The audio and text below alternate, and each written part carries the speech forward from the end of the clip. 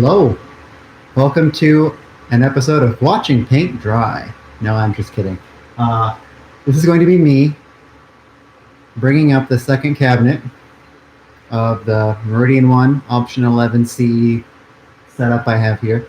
I've outgrown the single cabinet install. As you'll see in a minute, it is fully populated, no card slots left. Well, technically that's incorrect, but I could violate some Nortel standard practices or whatever and get a free slot by moving something where it shouldn't be. But let's do it the right way and set up the second cabinet. I've already got it mounted. I have it cabled power-wise and ground. I have not run the fiber between the, I don't know what you call this. This is the main cabinet. This is, I don't know, the second cabinet. But anyway, let me check something really quick. I have this stream up on the chip box here in the garage, and I don't see it playing, so I'm going to check something really quick.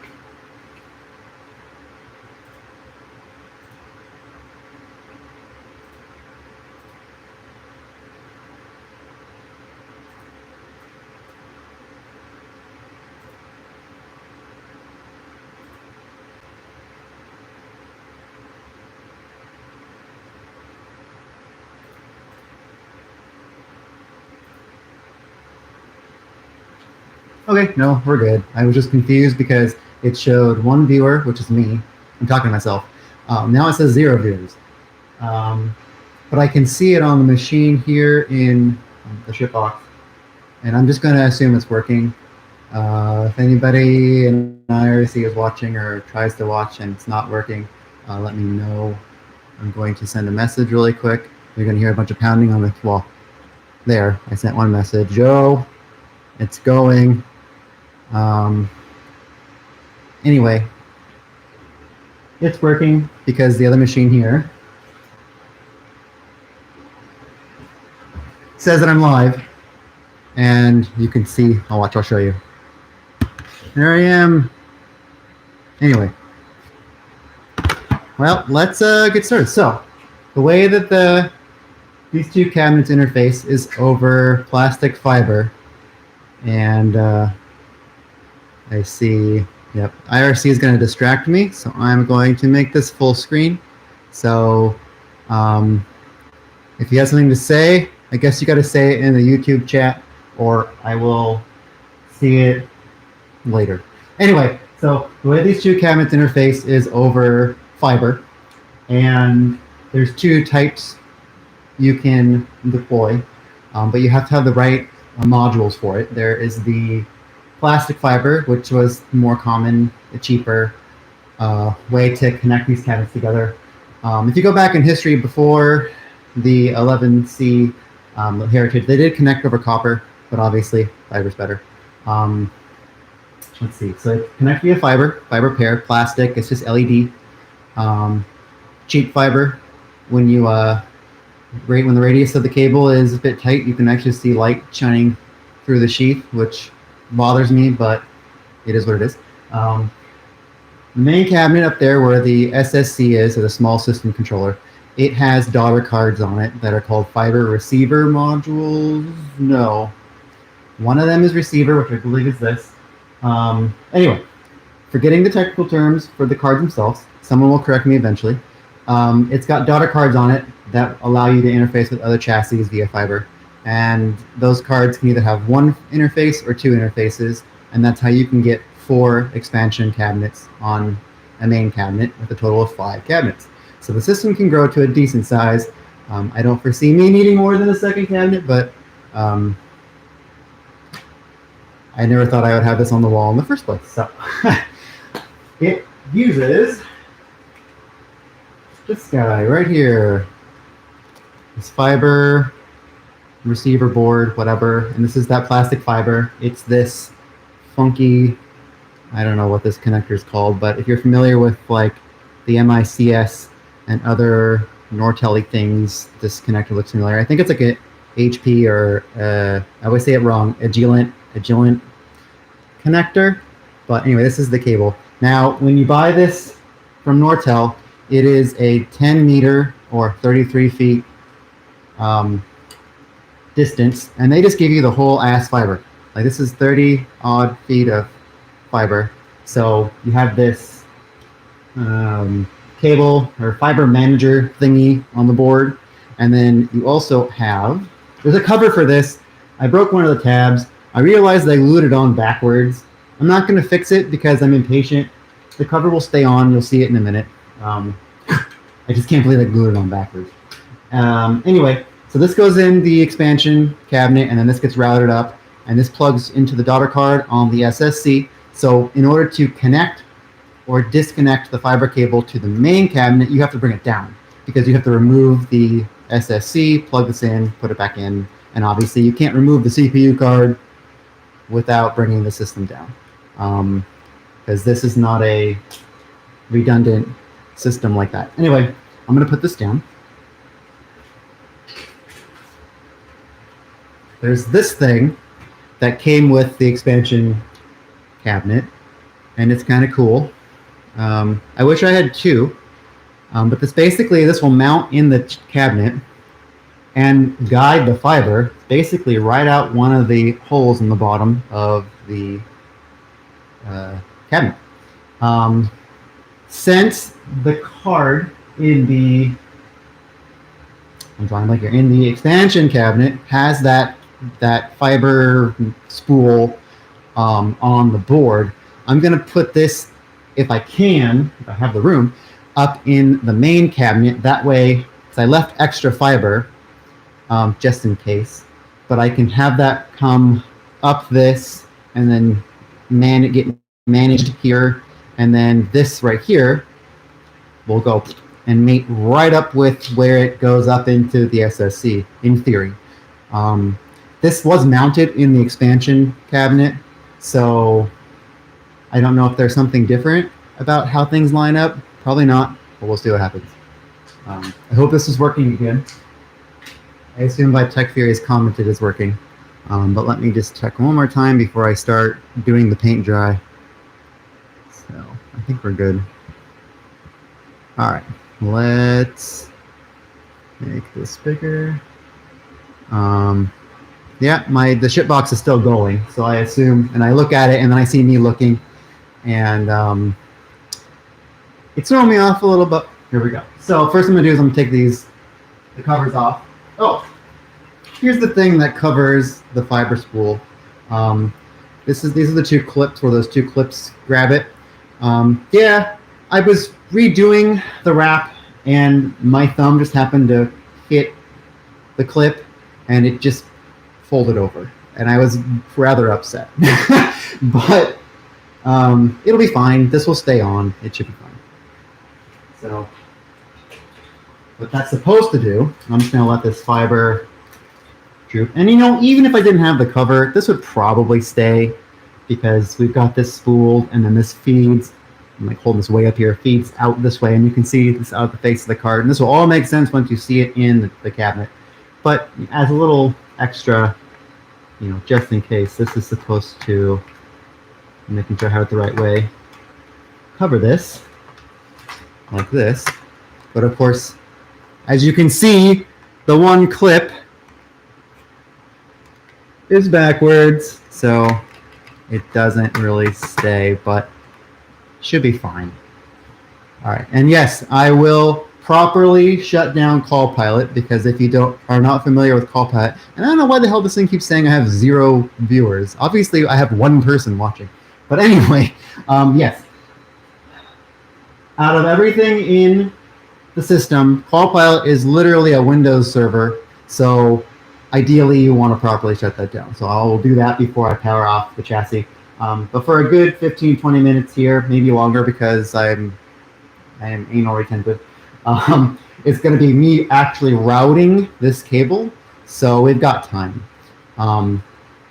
You'll see. There are going to be a lot of zip ties. You might cringe, because I know there's debate on how to properly treat fiber. I know people who, if you've got a fiber cable, it's in Smurf tube. I'm of the opinion that as long as your radiuses are reasonable, zip ties along a backboard at least for my home, is fine. So let me take off the cabinet covers. All right. I don't want to ruin this fiber. We'll put this here. First, we do this guy. And I always don't know where to put these things because they like to fall over. All right. And maybe I'll move the ladder a little closer so you can, and look, I'm already not too sure. Move the ladder a little closer so you can see this possibly. Get the second thing. Okay, put this cover over here. Now, we'll go for a quick, well, as you can see, up there, there. It's full. There's space on the end here, but don't let that fool you. There are no slots there. That's for Meridian mail expansion-y things. I have a Copilot there, which doesn't take up the full space. So there's a deceiving gap there. You could probably make a box there to store things. So I've got that. We're not going to focus on the top cabinet for a little while here because we need to. And look, you like my tripod? It's just my ladder. So I don't know if I can get this thing to sit in a way where it's not going to be in view down here. But I'm here. If I move the tripod, there you go. So you get to see this for a minute. Hopefully it's not too bad. So I have some cards sitting in this cabinet. They're just here for storage. Not all of them are going to go in the cabinet.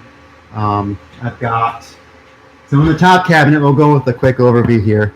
We've got, obviously, we've got the SSC in, let's see here, we'll do this. Let's just have some fun here.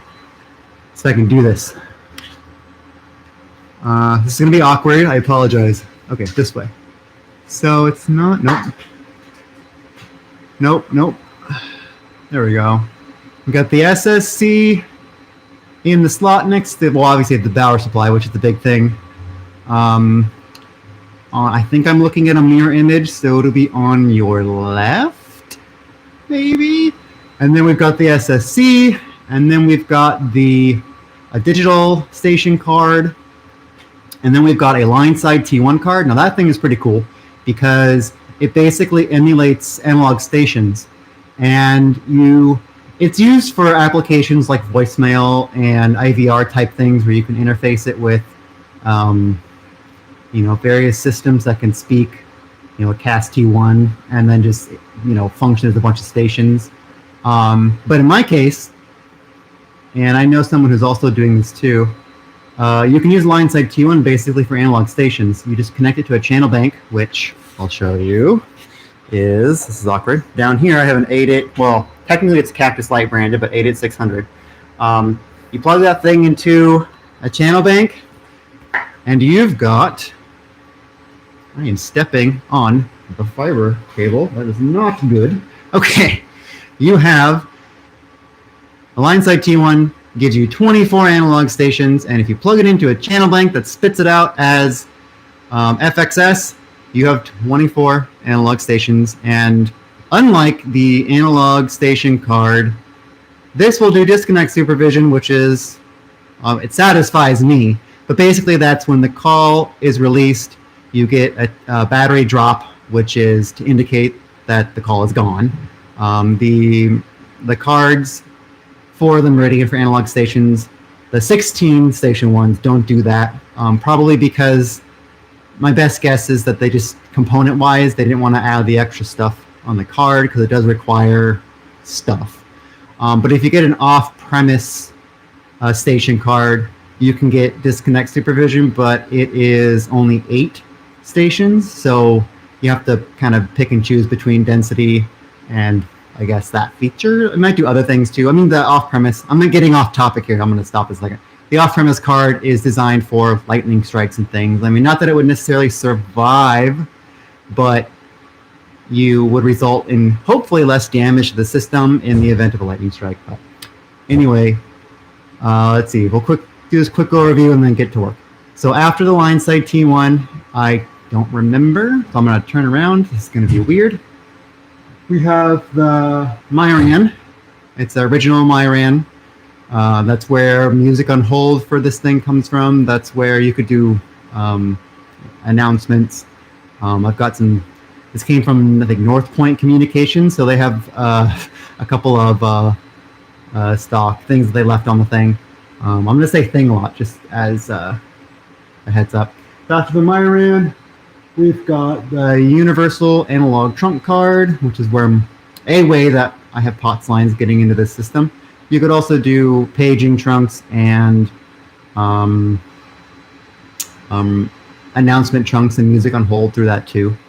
Then after that, I'm going to crank my head around again.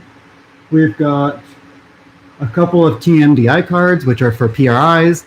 The one in slot 7 right now is configured as CAS T1, and that's also a way I have POTS fed to the Meridian. I did that as a trial to see if I could fool the thing into doing disconnect supervision with analog trunks, but no. If you're doing loop start signaling, it just doesn't listen. If I lie and configure the trunk as an E&M trunk, it does.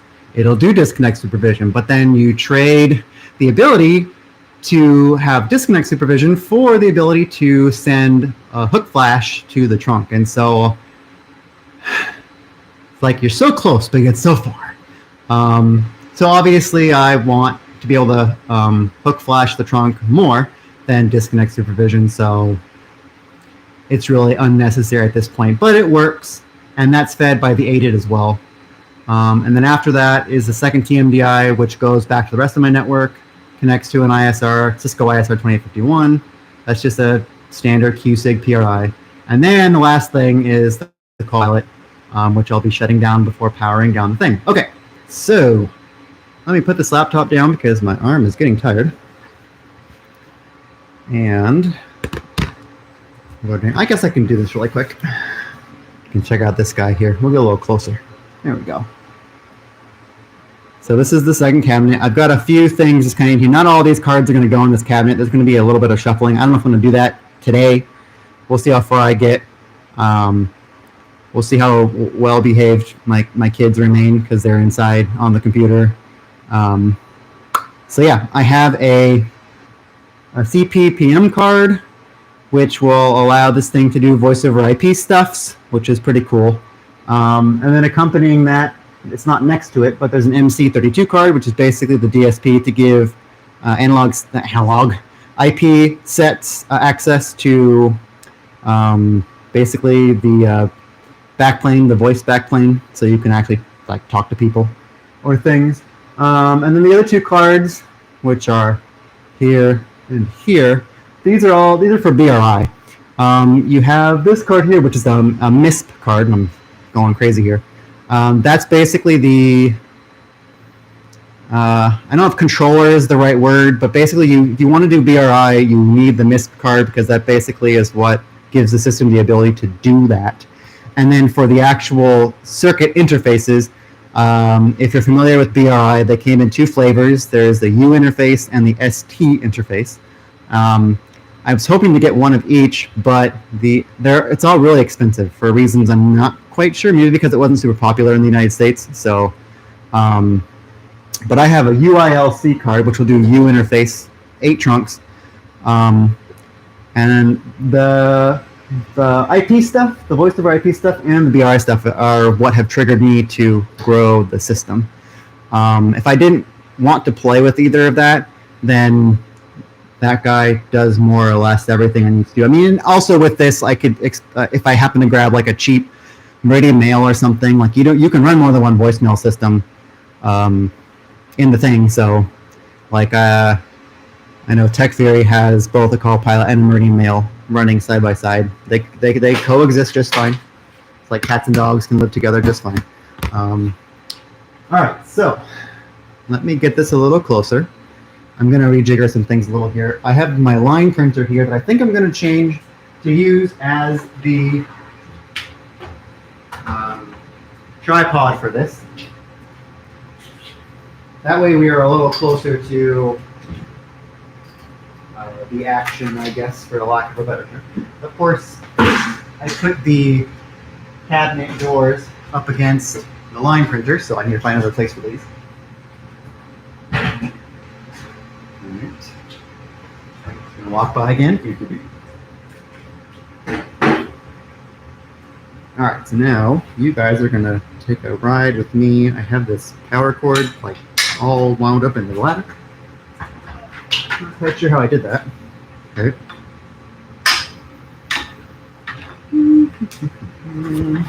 Yep, there you go. There's the line printer. And then we're gonna go like this. Oh, YouTube is saying my connection is unstable. Please wait while we try reconnecting. What the hell? It should be fine. Like there's an AP, like not even 10 feet away from this thing. Let's see. Yeah, we're on Wi-Fi. Maybe it's something else. So the shipbox is still showing the stream, so I don't know. All right, let's roll. Love doing stuff on the fly. All right, now let me move the cable.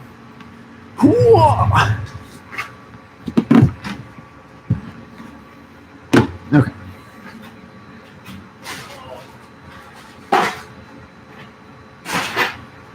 All right. Rolling. Nope, brake's not on. It's not rolling very smoothly.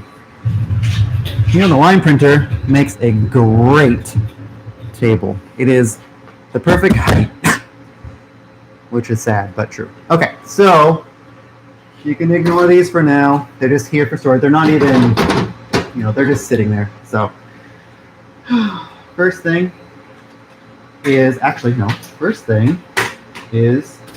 these are the screws for this guy. So I'm going to put this right here on the line printer. These right here. We're going to remove this guy. That way I have access to routing the fiber. And I'm thinking what I'm going to do is I'm going to come out and probably go out in this way and then go up. I could, most of the cabling is on this side, but it's a little congested, and I think I'd rather have the fiber separate, so that, because I mean I add and remove things over here periodically, so it would just be better to have it not there. All right, so now we got that off, we can put this guy in. And no, I'm not wearing a wrist or a grounding strap or whatever. I'm living on the edge, so kind of unfortunate you guys are on this side, but that's just how this ended up.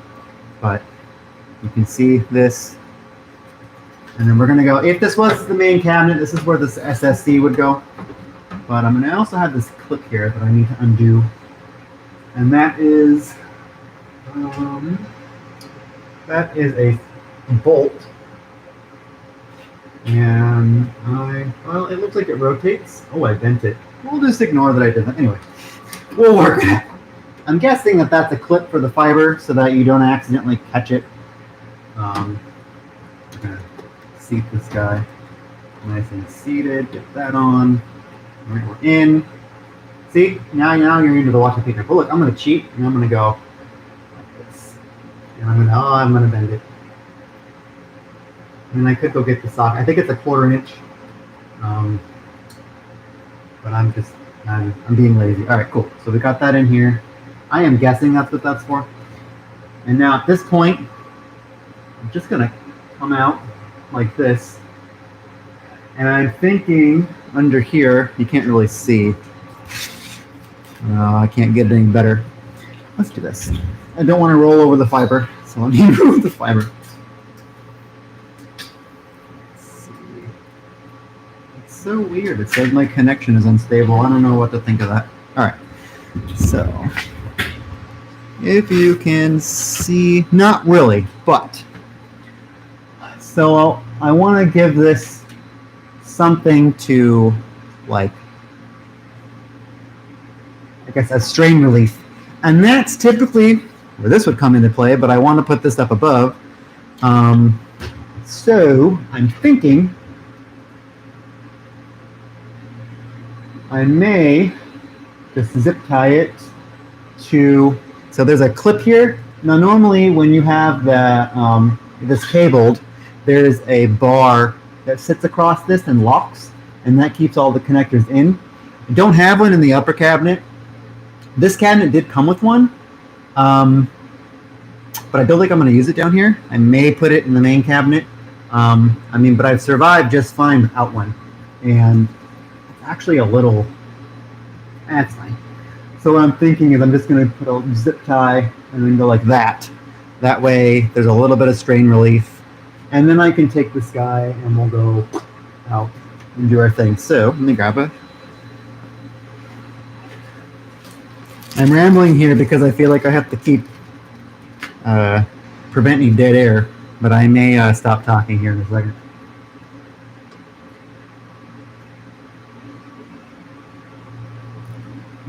And I'm going to leave enough that if I had to remove this for whatever reason, I can do that without having to worry about this or having to, well, I mean, yeah, because even if I removed, if I'm going to remove this, it's powered down.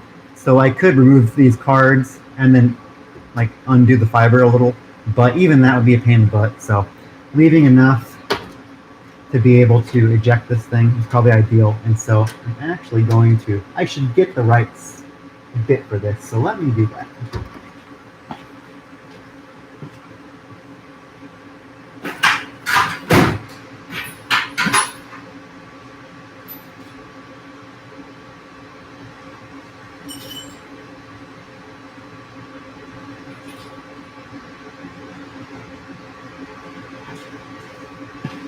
All right, I have a couple here. Let's see. Are we 1/4 inch? Oh, and this is broken. Kind of sad. It won't clip, but it's fine.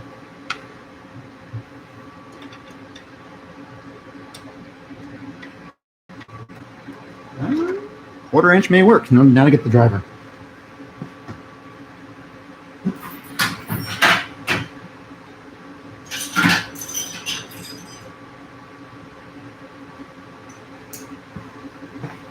It's kind of tight here, so I'm not sure.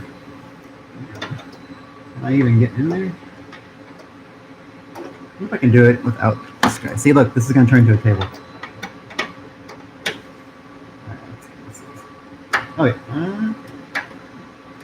No, it's actually spinning. We may be slightly smaller. I'm just going to move it. It's fine. It's fine. Oh, don't watch.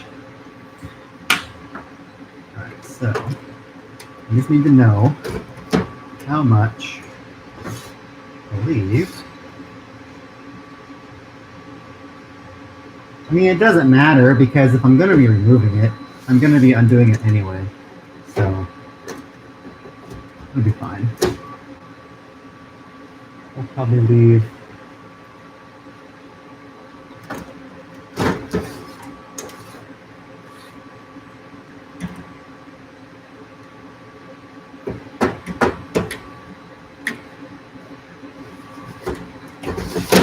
That's a bit much, but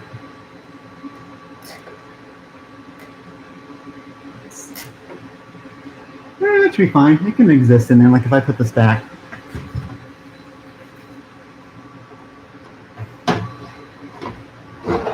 Nope.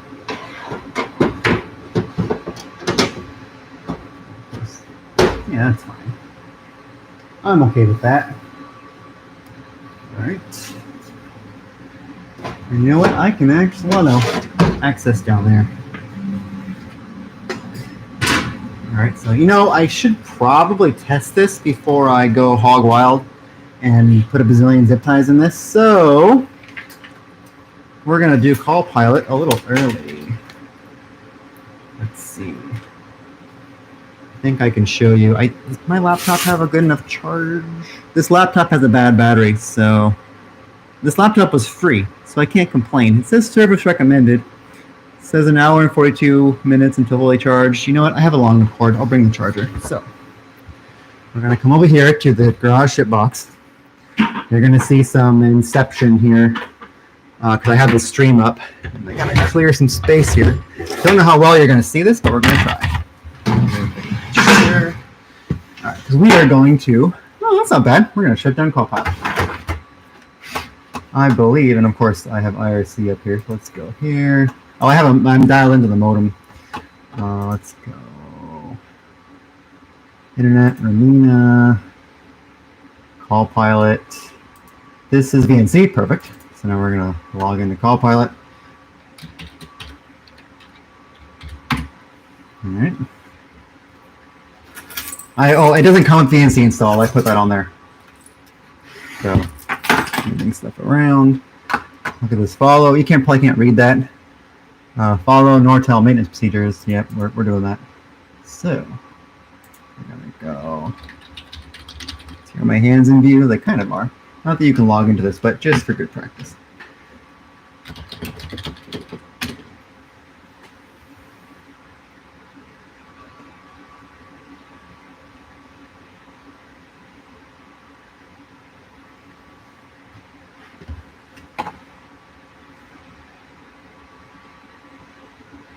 Call Pilot is running and able to accept calls. Well, it's not going to be for long.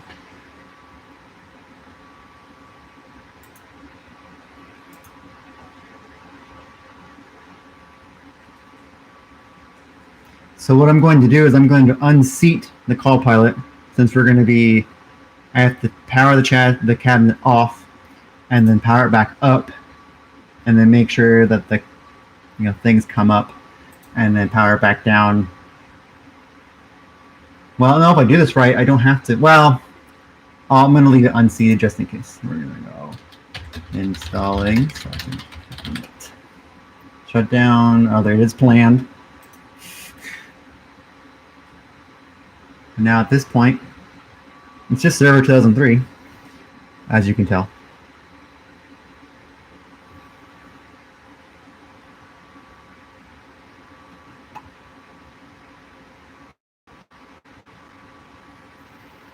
Doop.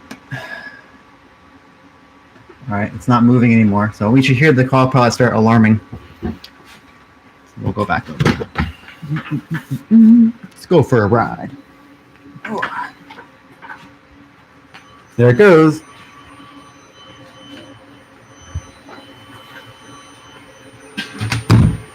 You can see, I'm going to try to show you here.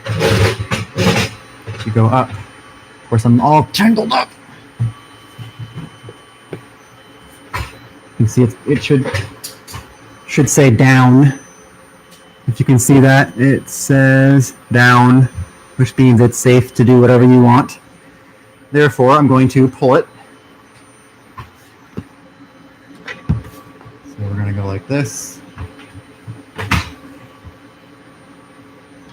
And the bottom clip here is broken, but that's fine. Okay. Call Pilot is safe.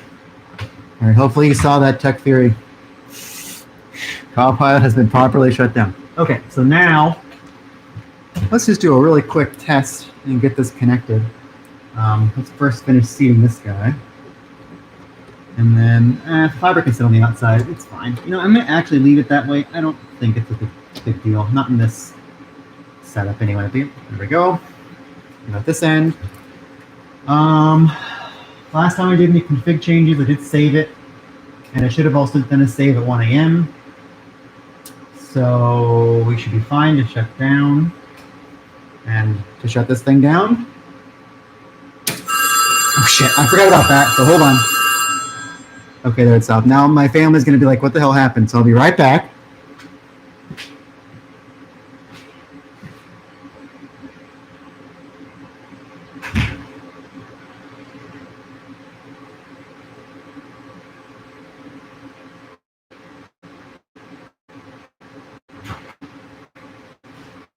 Okay. Oh, yep. Oh, a lot of stuff. Yeah. All right. I will explain that later. So here's the small system control. You can barely see from down there. I wish I had. I need an assistant. Don't have an assistant, but we'll pull this down. You can take a quick look. I have not removed this since upgrading it with the help of Tech Theory, by the way. So we've got the small system controller. And so you can see on here, I have two. So this board up here, this is Flash. these two boards here are the fiber daughter cards. And you can see there's a dual and a single. I'm going to plug this into, and then you can see this must have had a second cabinet at some point because the covers are missing here. These have covers. So these also bring additional conferencing channels to the system. So my only guess is why they had another card install was for more conferencing channels. I don't, or unless they had these dust covers on hand and plugged them back in. Maybe where I bought this from did that. I doubt it though, because then why would you leave that? Anyway, so we plug in here. We're going to do this. And this is just going to be for a test. So I'm going to plug it in. I believe these are keyed. Yep. So I assume the fiber is flipped as terminated, flipped. Terminated. All right, so we got it plugged in. And now I'm going to route it, sort of. Because I want to install it again. Oh, hey, look at that. So, I don't know if you can see. I'm going to get down here. This is awkward. We're going to, this little guy here, it bends. So we're going to bend it. It looks like this is exactly what it was designed for. Bend it. Okay, I'm doing this on camera, so it's extra awkward. There we go, boom, roasted. We're in. And now this cute little fiber just spits out the bottom there, just like the other card. I'm not too high. All right, now we're gonna go back in.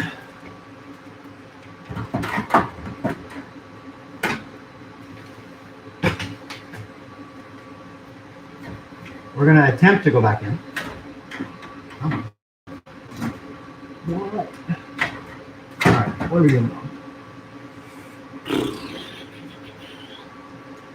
Got an awkward angle. Come on. I'm gonna get up one more rung. All right, I think I'm hitting. We're in the right track. We're in the right. There we go.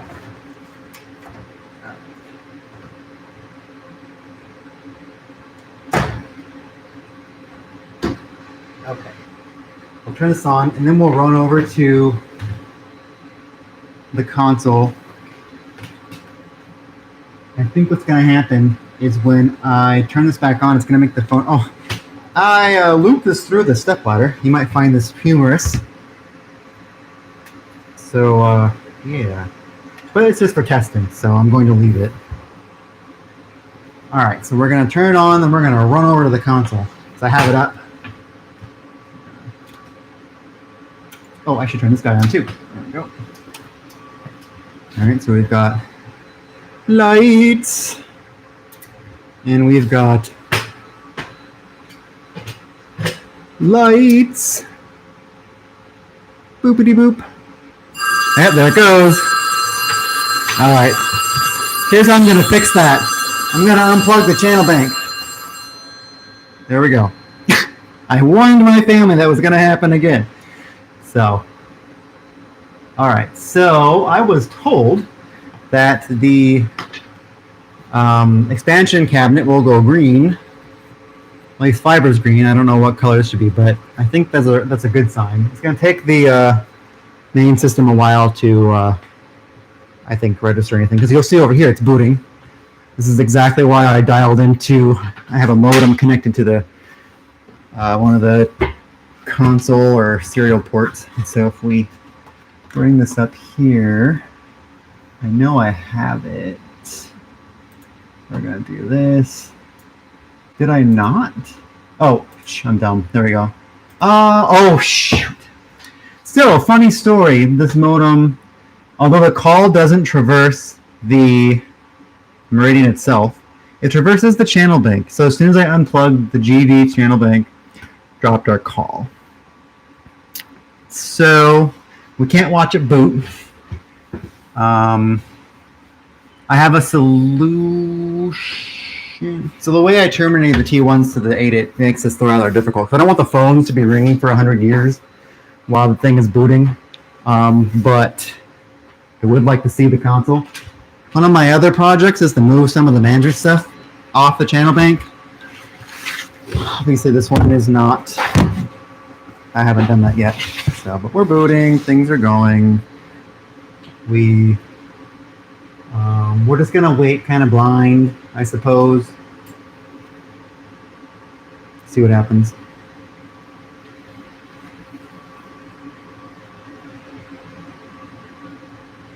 But yeah, this modem up here is I have this specifically set up here so that if I have to reboot the thing, I can access the console while the thing is rebooting. And you can see by the LEDs that it's... I don't know if the modem has released the call yet. Maybe it has. I can't tell from down here. But I suspect the green is a good sign. Yeah, if I turn the lights down, you might be able to see, if you take this and you bend it, it shines through. So hang on a second, I'm gonna see if I can get this darker.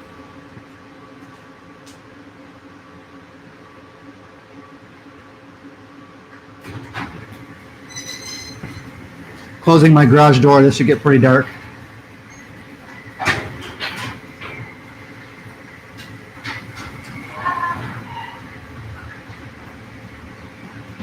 Nope, not dark enough. Let's see. Yeah, you see.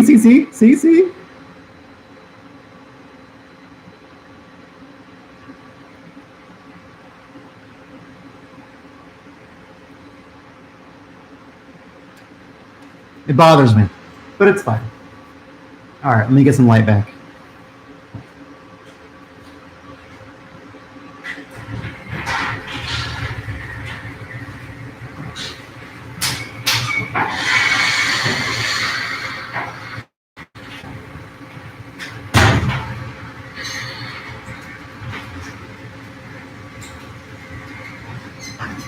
Wish I could see the thing booting.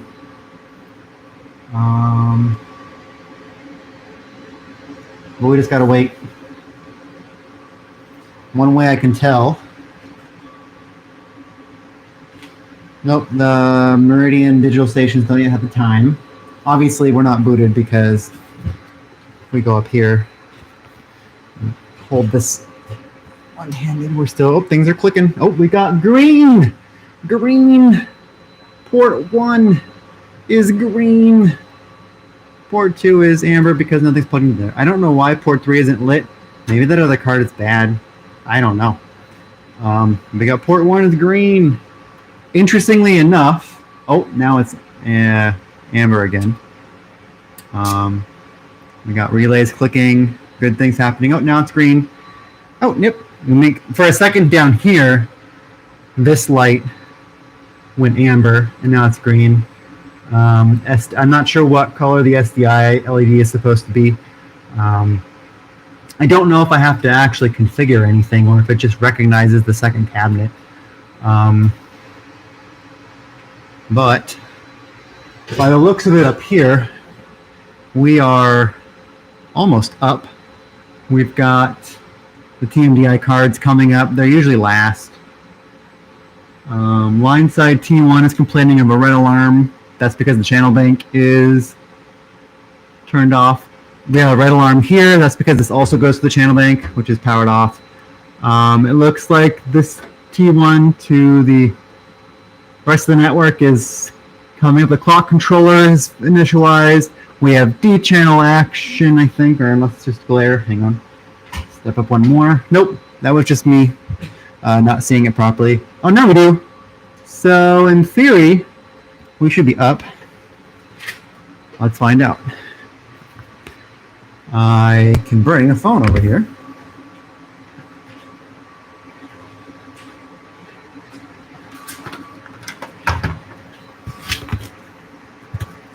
And we have the date and time. My RAM's working. That's my beautiful music on hold.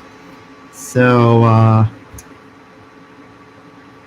in terms of the fiber coming up, I think we're good. I know one way we can test is I'm going to, let me think. I'll just seat one of these cards. I'm going to plug the channel bank back in, which is also still going to cause some phones to ring, but I know how to compensate for that. So I'm going to plug the channel bank back in. So you can see we got my tools. You can kind of see it there. A real camera would be nice, but the laptop works for now. We've got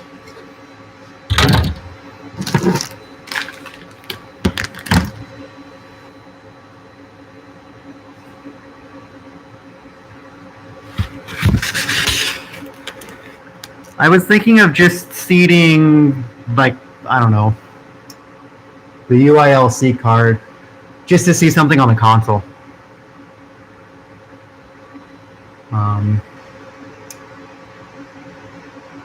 Waiting for the thing to come up. Once that comes up, we can dial in. I should just get a serial cable and run it across to the computer, but oh no, the fiber LED here has gone amber.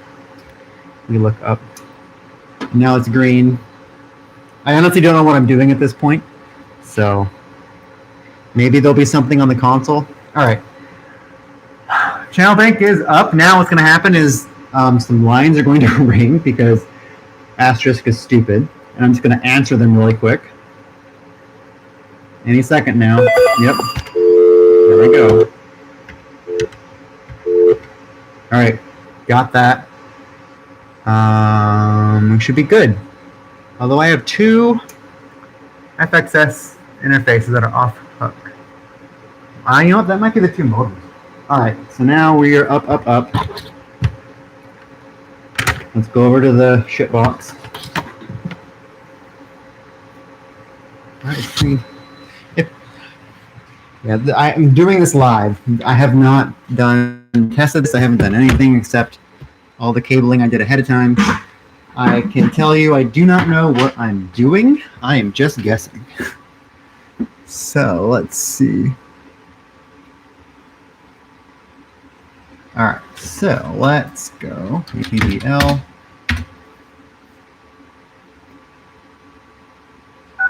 There it goes. See if we can get this a little more square.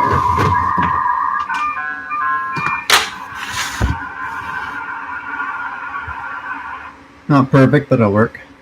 Oh, BSD. Oh, it's doing a bunch of stuff with the cabinet. Error. Oh. What's going on here? We're gonna have to look some of these up. Error 590. I wonder if it's I don't know. Maybe it's a config. No. Talking out loud at this point. All right, so that explains why it's cycling. So we're going to go to our handy dandy. Mike, there's the stream. So now you're going to see Inception here for a second, but we're going to do a new tab.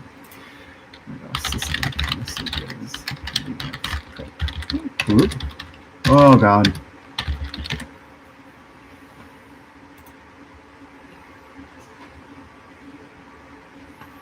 Let's see. Let's move this to over here. Come on. Keep going. Keep going. One more. One more.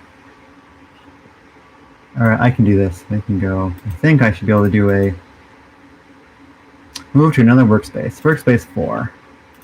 Okay. So now we're here. We're going to go ERR 5098. Invalid card LAN message. Receives a data message before receiving an address type message. Huh. What could that be?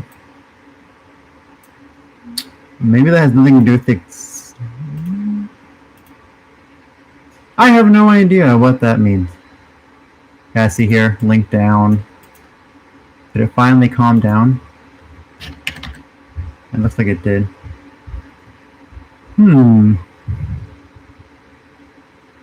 Let's see, I just see you talking to me on the YouTubes. I can't see it.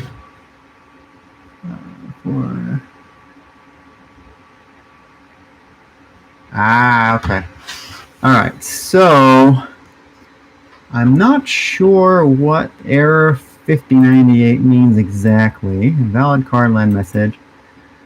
But I'm thinking that this is not a problem with the physical, like the cable's fine, so if I cable it, I think it's a config thing, or I'm gonna do something stupid. I'm gonna power cycle the second cabinet, just for giggles. Let's see what happens. Make sure that's on the screen, perfect. Okay, turned it off. Let's see if it does anything. No. All right. Turn it back on. Need a third computer.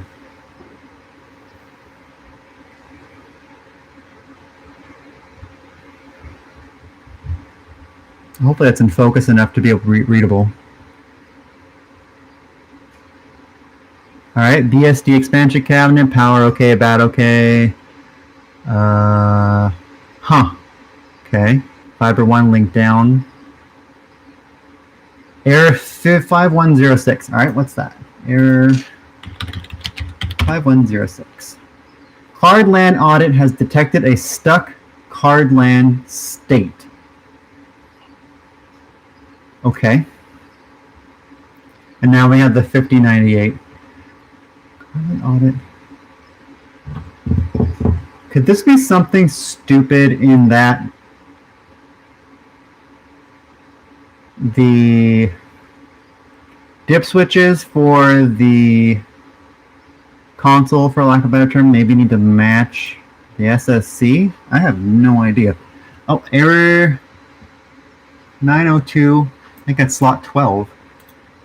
Error. We got all kinds of problems going on.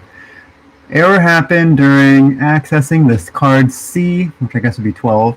The card is not responding to the read message requests. The card is possibly removed from the cabinet.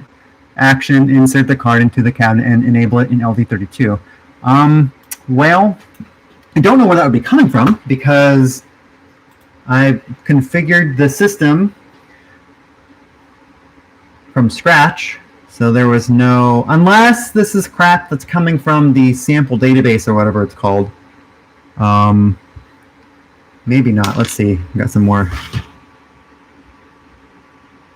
Suggestions are fiber receiver card and or daughter board. All right. Well, we can try the different. I'll try the other port. We'll see what happens. Huh? Okay. So I'm gonna go. Let's go swap the port. I'll bring you along. Sure, why not? Maybe that thing is disconnected for the other card or something, or I don't know. Oh, I forgot the power supply. Oh. Okay.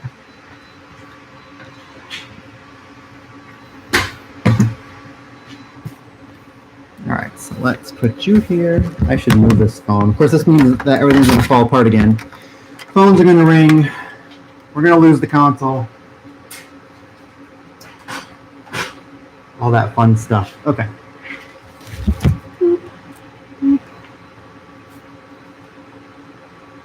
Can I do this without killing the console? Oh, I know. I'm going to unseat the line side T1 so that it doesn't ring the phones. So I'm going to, when I shut the thing down, the phones are going to ring for a minute. Like that. It should stop.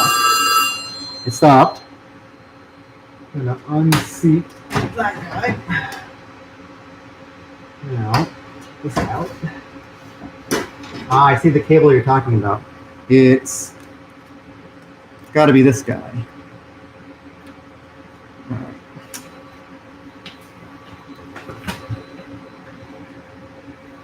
Let's see.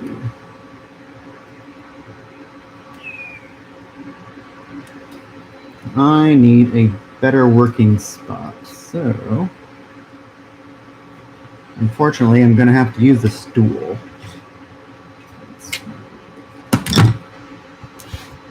Well, I still think it's probably safe to cable, but we might as well figure this out if we can. So, can we get there? Not really. This is kind of where I am. Not ideal. Let's see. Can we? Oh, now you can just see the laptop. So,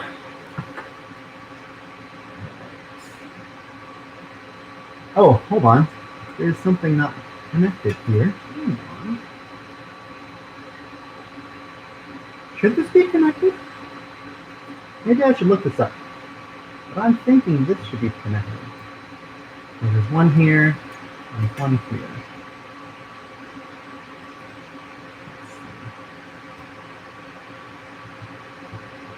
Let's look it up. So I don't want to just guess. Although the way this is channeled, it makes sense. I think this plugs in. I don't know if you can see. And Joe, you can probably confirm. Yep. Okay. So I'm going to plug that in. Wonder why it was unplugged. Anyway. Okay, you can see me. All right.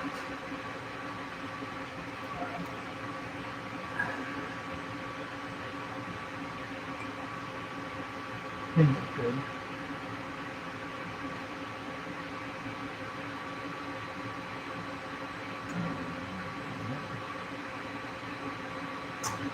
Ooh.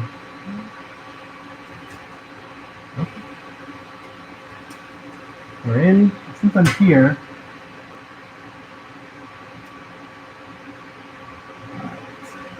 Should I just plug into this guy?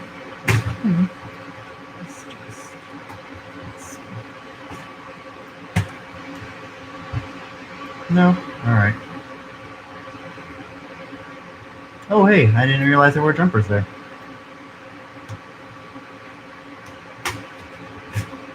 I'm gonna not worry about that for now. Okay, we got this cable plugged in. Now let's put it back in. Whoop. Close enough. Alright, you know what? I'm gonna unloop this from the stool.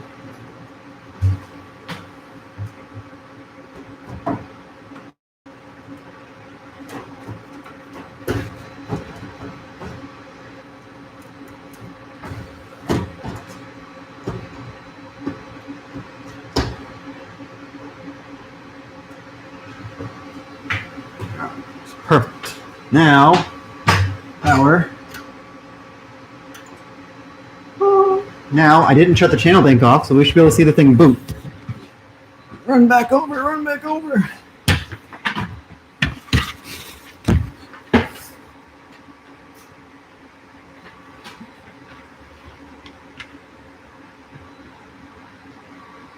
Of course, I can't read YouTube. Actually, I can do this. This is going to be silly. Can I read the comments? Well, let me. Oh man, if I scroll down. No. Seriously? What's up with that? Oh, here we go.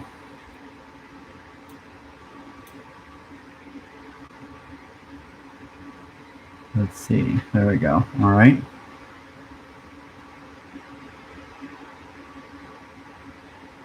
Welcome to chat.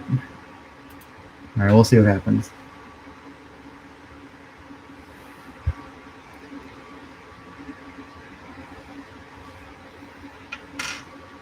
What? Oh, I'm not signed in on this machine. That's why.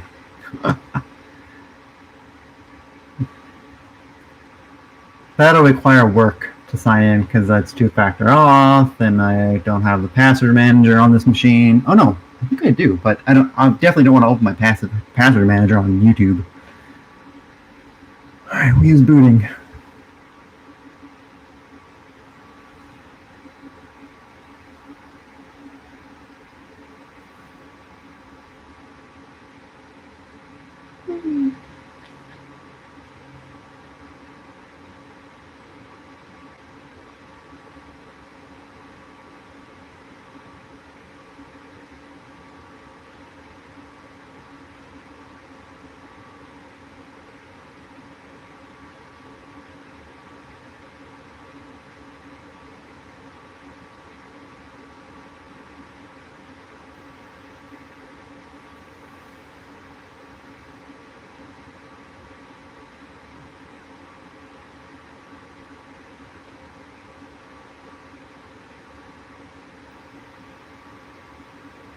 Yeah, I'm definitely going to move the management-y stuff to analog lines directly off the Cisco, the ISR. I have an EVM HD module that I removed. It's actually still sitting in the cabinet that I'm just going to reinstall and patch things across because that was annoying. Of course, when I seat the line side T1 card, it's going to go nuts. And of course, the way I cross-connected things to the ADIT, I can't just disconnect one T1. I have to disconnect everything because I have to unplug the 25 pair cable. That would be where a 66 block would have been very nice, but not space friendly. I could just pull bridge clips to remove the T1 to the line side. You know, I'm stupid. I can pull the connector on the back plane.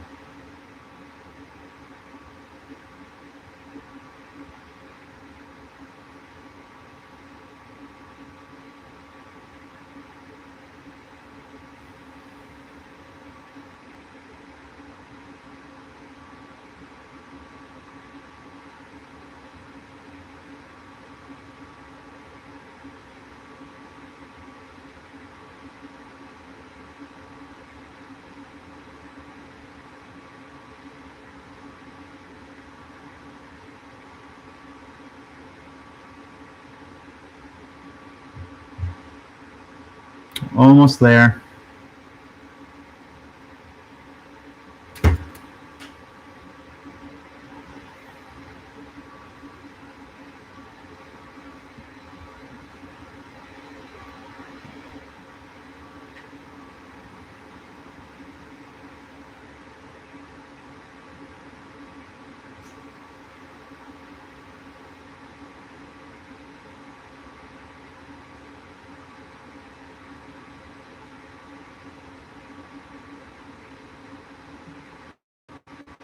I heard relays clicking.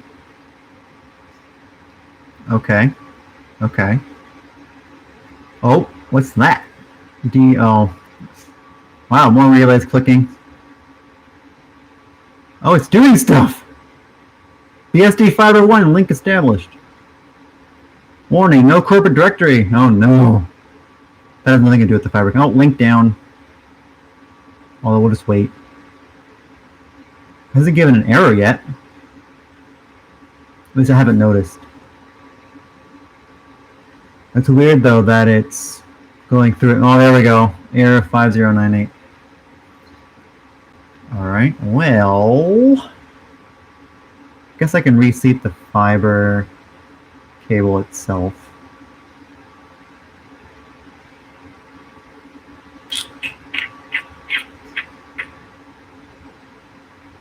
Yep. Oh, you're complaining about the, yep. That makes sense. Alright. Yeah, I'll double check the fiber cable. I guess at this point I can shut it off.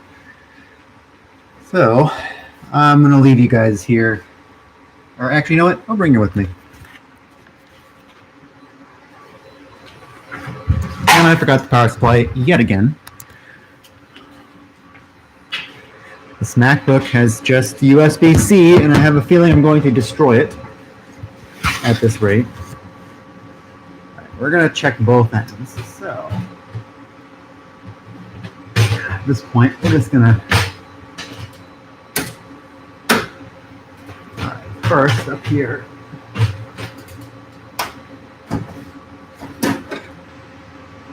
Oh, it might not be in all the way. Hang on. No, it's in.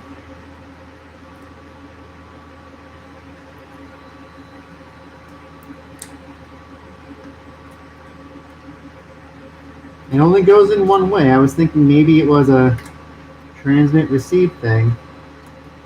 Is it dirty? No, it looks clean.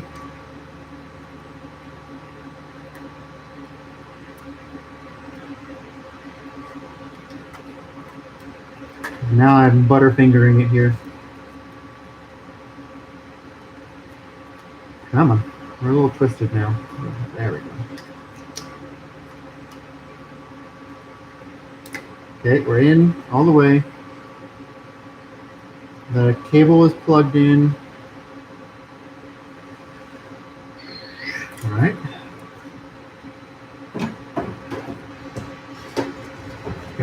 there for the moment. That's seated all the way. Now, just to make sure, I'm going to do something stupid here. I'm going to do a quick flashlight test. Just to make sure.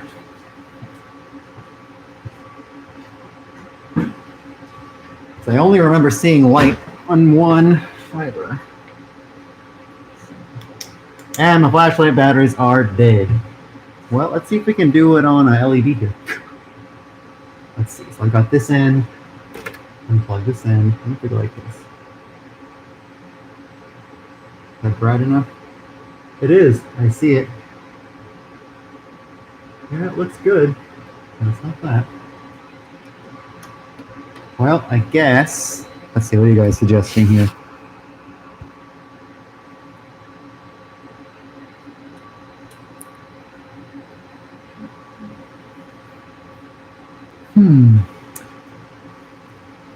Let's see. Maybe I'll try.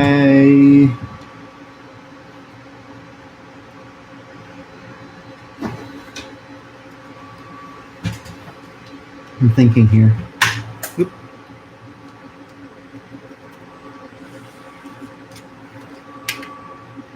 That connector, it's connected. The connector is connected, that guy. So.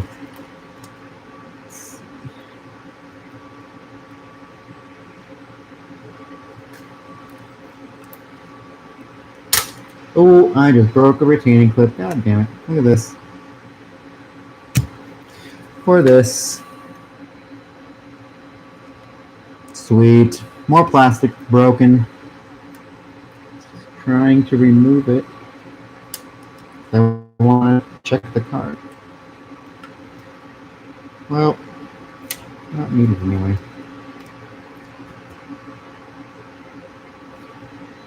Just curious if there's anything obvious.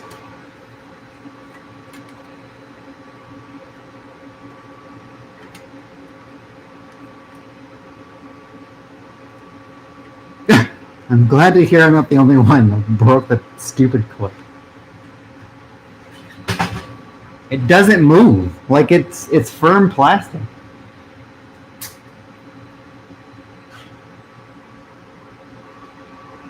Right, I need some pliers. Oh, I have them on the bench. Oh, they're not needle nose.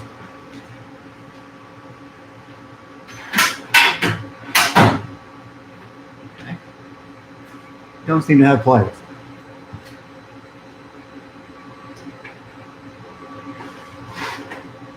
They're probably in the house. Well, let's try it with these not needle.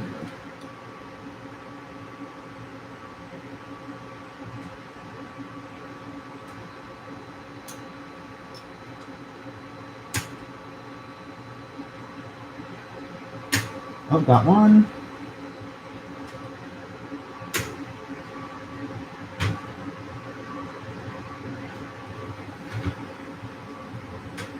What did I think?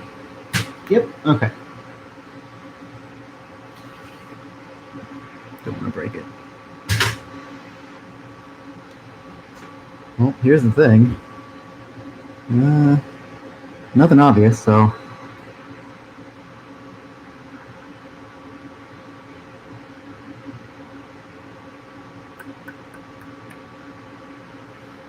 Nice, dense components. All right, well, I think I'm gonna put it back in. I'm gonna try the second. And if that doesn't work, then I'll try the other card. And if that doesn't work, then I guess I can assume it's this guy.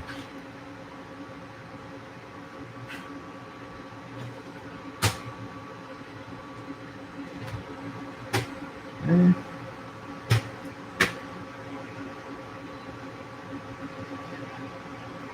Plug this guy in.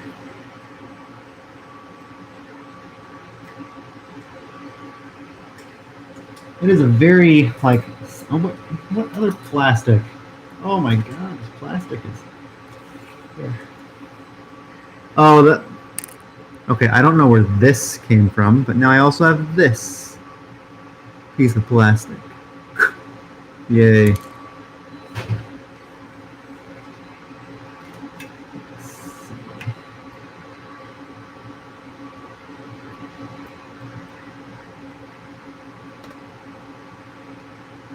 Okay.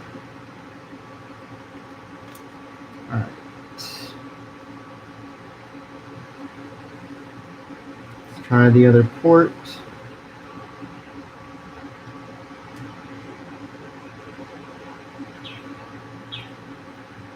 Okay.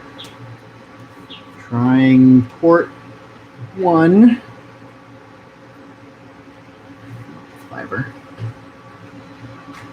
I wonder how sensitive it is. We'll power up the expansion.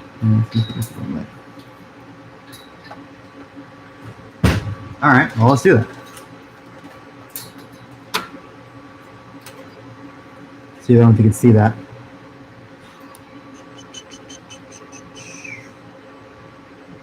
There you go.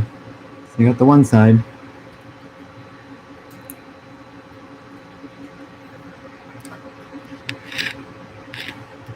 Ha. Fortunately, this is bright enough.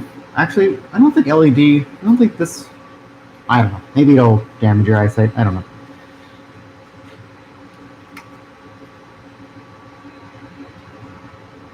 All right, plugging this in.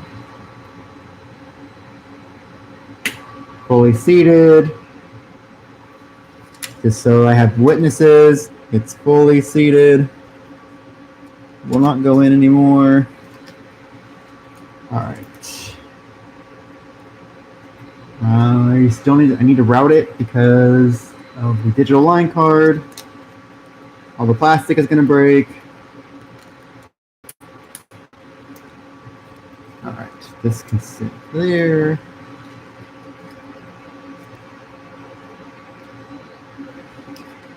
We're plugged in.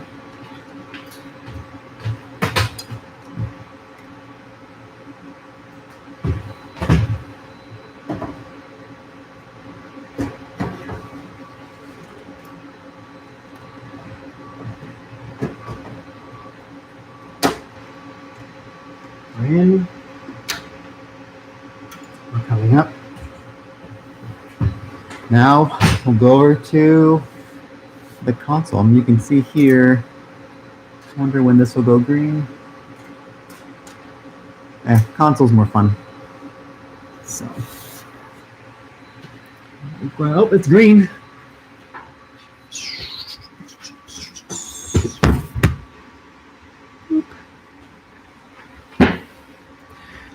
Now we get to wait again.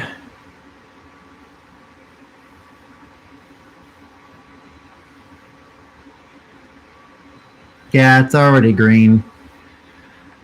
So that means something is working.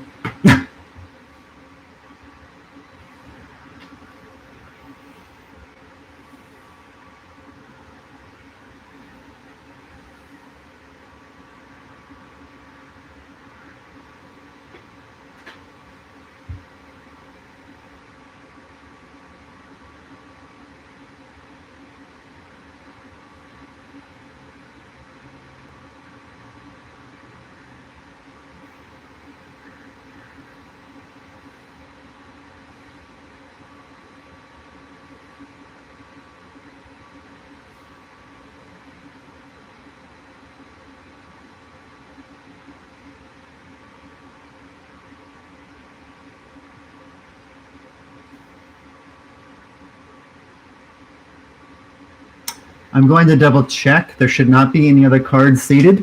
And yes, TechFair has a great question. I assume it just showed up as another set of slots, but Joe would know. Maybe.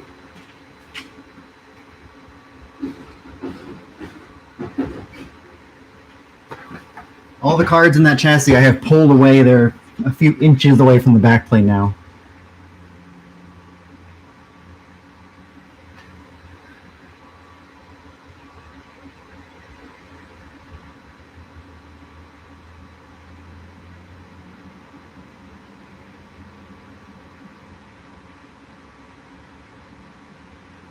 It's funny to watch the delay in the stream. So here's mine. Here's the stream.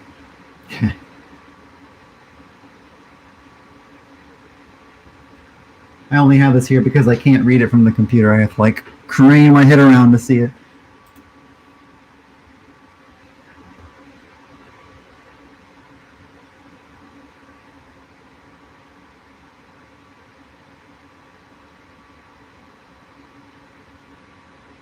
I have to imagine. I mean, in theory, an expansion cabinet is unconfigured in my configuration. Oh man, this USB-C port feels a little loose.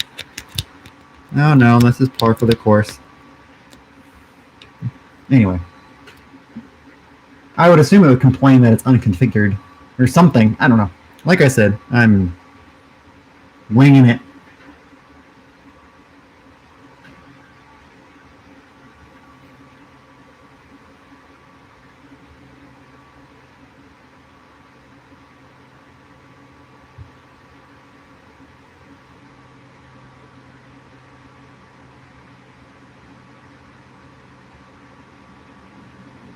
Whee!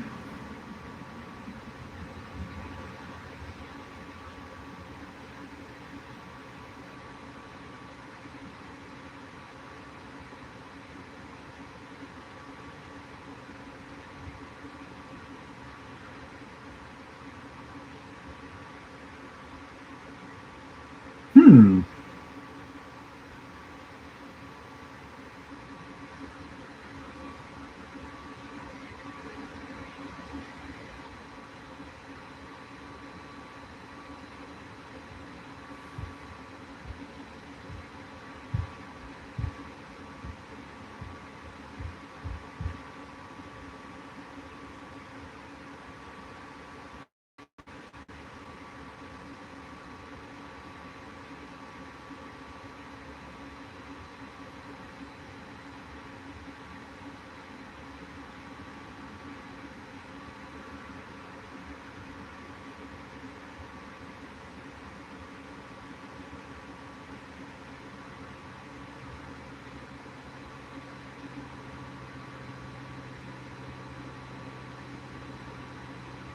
It's a good thing I unseated the line side T1 and the call pilot. Well, the line side T1 I could just reseat and unplug the cable, but the call pilot definitely would not like going up and down like this.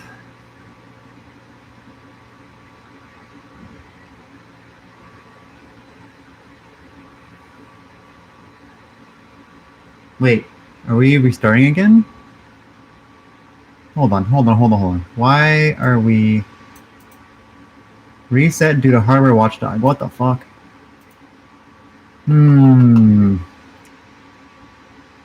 Okay, I'll let it go through its thing again.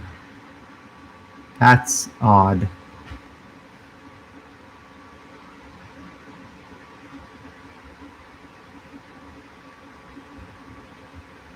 Of course, it's going to go the same way as when I tried to live stream setting up the call pilot. And I ran into that problem where it wouldn't initialize the network card in ROM-DOS or whatever. I have a feeling this one's going to be difficult.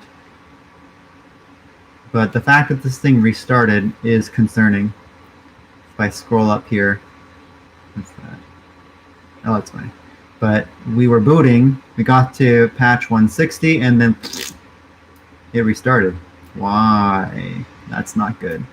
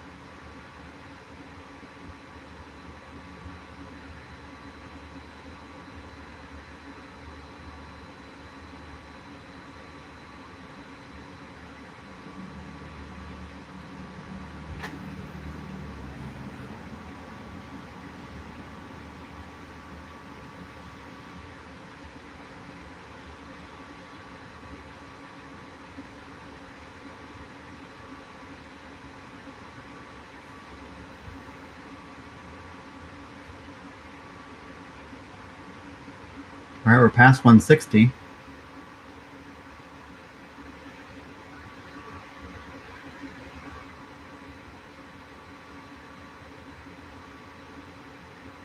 Huh, maybe it was a fluke. I hate flukes.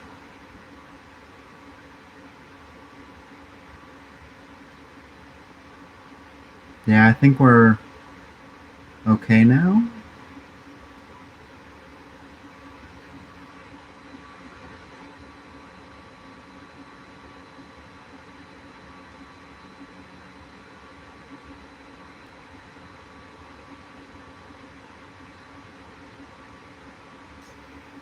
Here relays.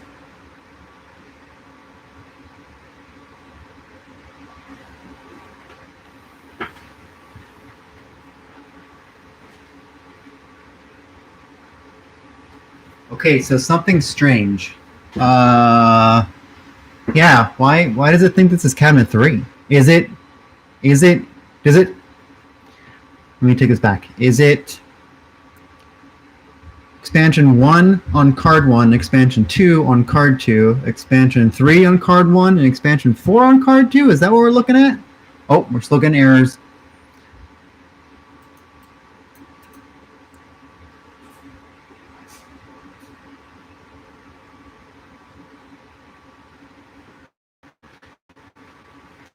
Okay, that's what I thought. But we're still unhappy.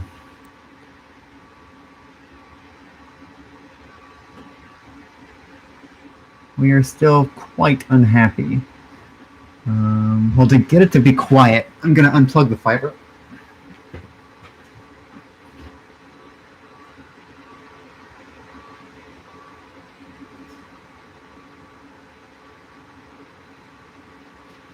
So I unplugged the fiber.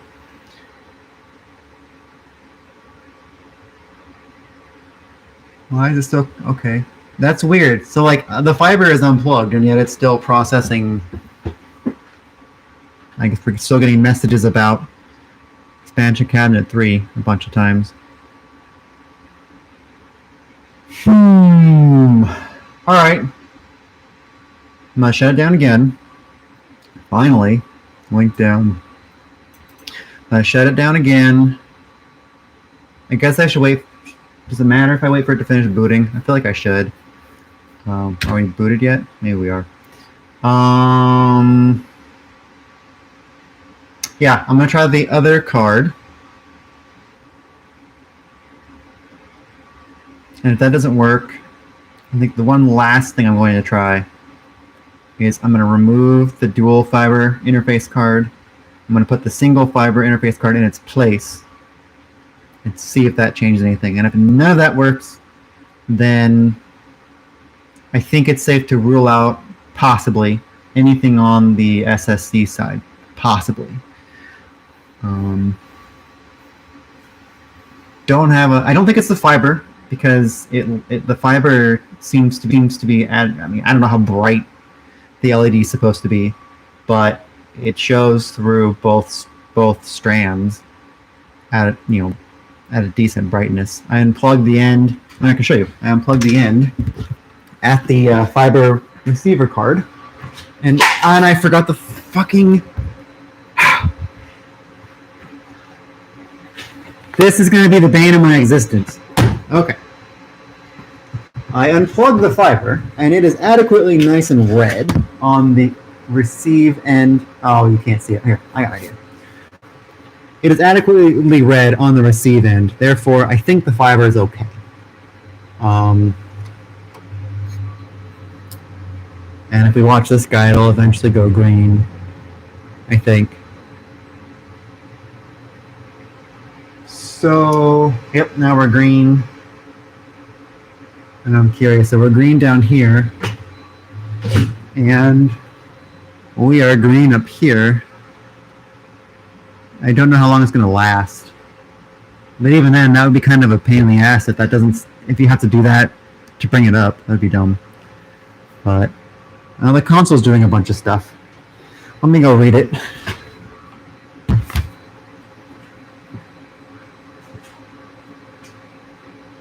Yep, same errors.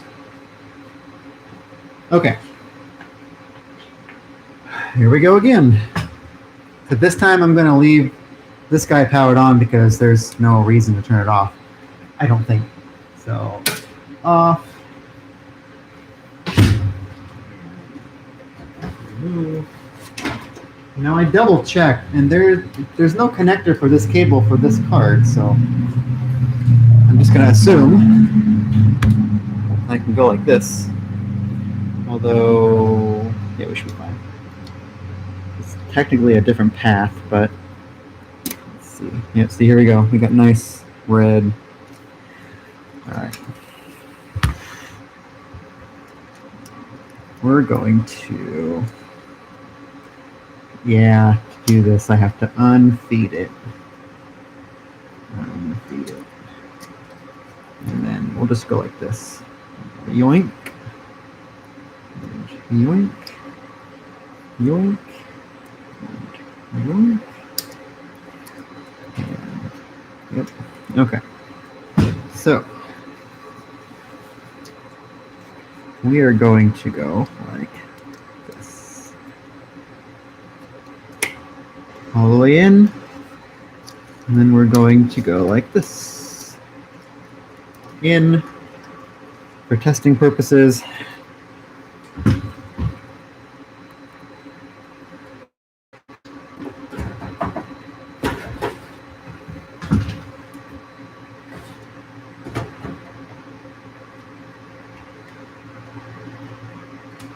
In.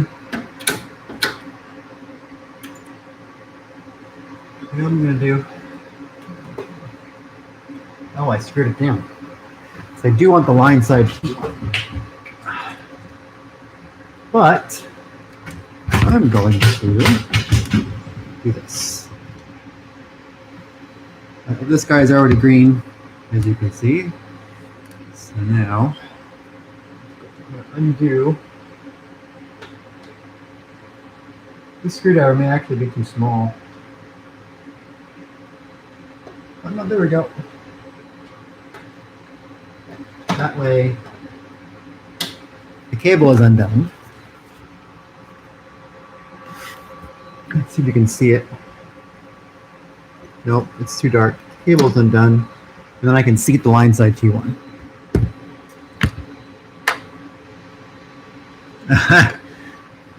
Yeah, that's true. I guess I could pull a digital line. Well, I have to pull a bunch of stuff. It's okay.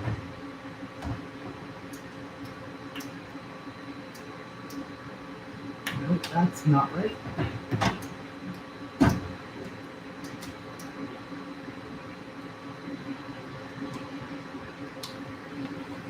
Okay. Here we go again.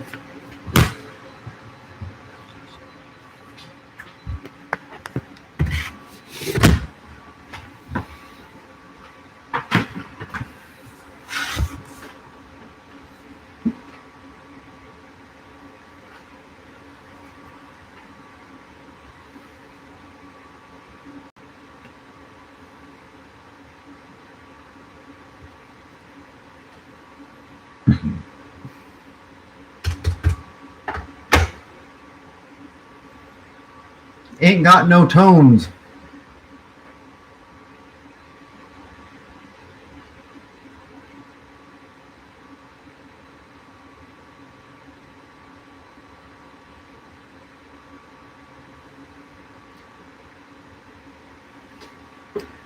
Now, if this doesn't work, oops, didn't mean to do that. I guess the next suspect would be the fiber receiver in the expansion chassis. I guess I could see if I can get that swapped out through who I bought this from. They should have extras. If this doesn't work. I hope it does. I don't want to have to do that. Because I want this to work today. I'm impatient.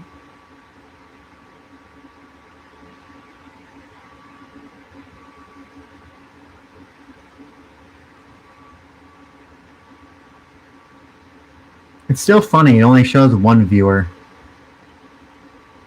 And I know there's at least two, unless one of you left. Oh Oh, you silly YouTube.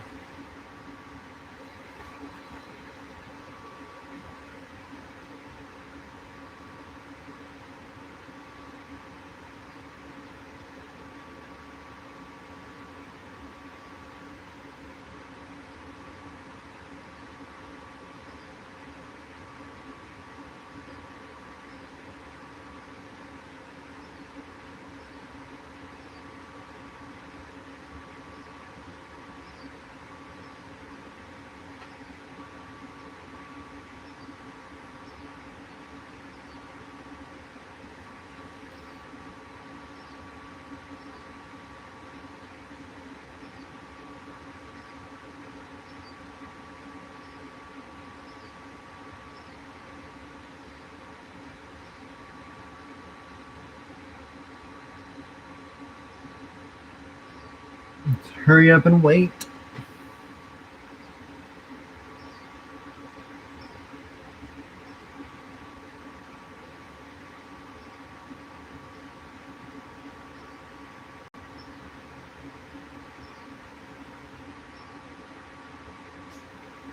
More relays.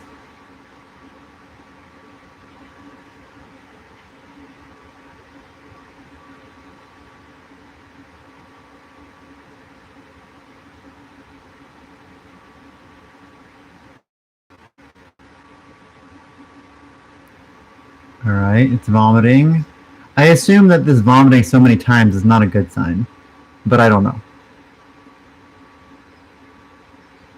Like, is it? Yep, there we go. 5098. Oops, did not mean to do that.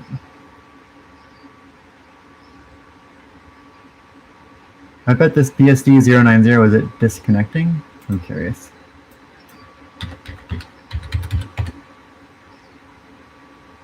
A power fault indication.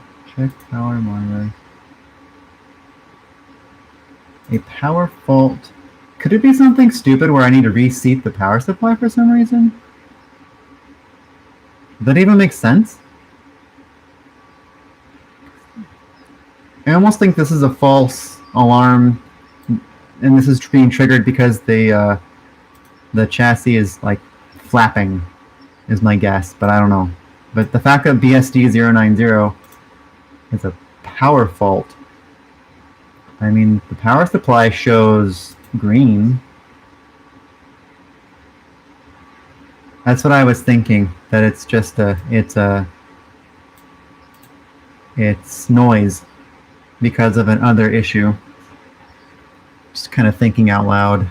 All right, well, this thing is not happy. So I'm going to try the one last thing, and I'm going to pull the dual fiber receiver, put the single one in its place.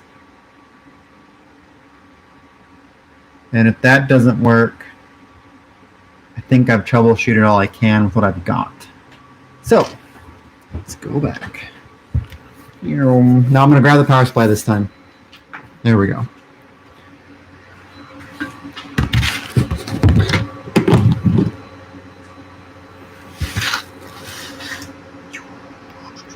This is a sanity check.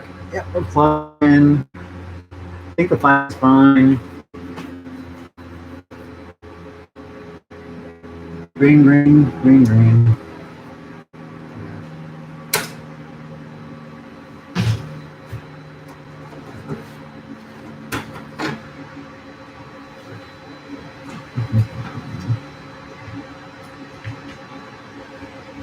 I think we'll watch me break some more plastic. I'll have to check that in a second. Actually, you know what? Let me look at that right now since you sent that link. Let's go. Now I'm going to look like a dumbass staring at my computer while I'm streaming. Let's see. What did you do? All right. Let's see.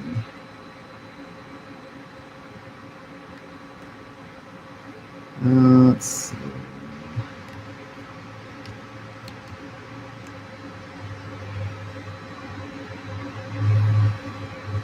Oh, unrolling the cable. Okay. Well, let's... Huh. All right, let's try it. Let's make this full screen again.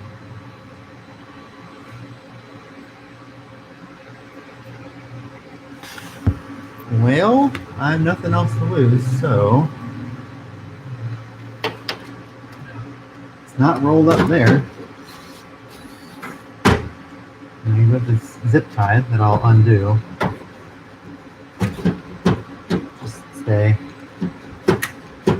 And with this zip tie that I'll undo. Just stay. Do I have to undo that? No. Yes, I do. All right, clippers. You see? Not something stupid where, I mean, it wasn't very tight. It's just there. All right. Of course I have to unroll the fiber cable because I spent all that time making it nice and neat. Well, as neat as I could. Sad. What is going on? No, it's coming undone.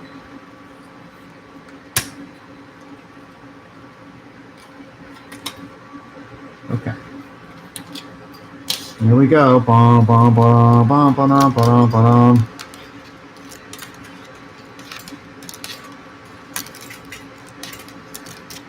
See, this would be a really good reason, if it's really a bad cable, to do the glass modification, because then I can order any old ST fiber cable. Okay, we're unrolled.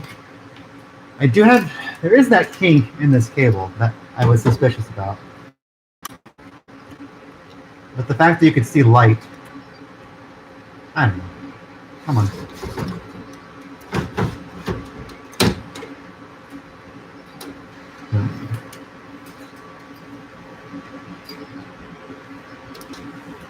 You know what? Let me turn the lights off and see if anything glows. No, let me put the SSC back in. Yeah, let's go. And I can have the thing boot while I look at the fiber cable.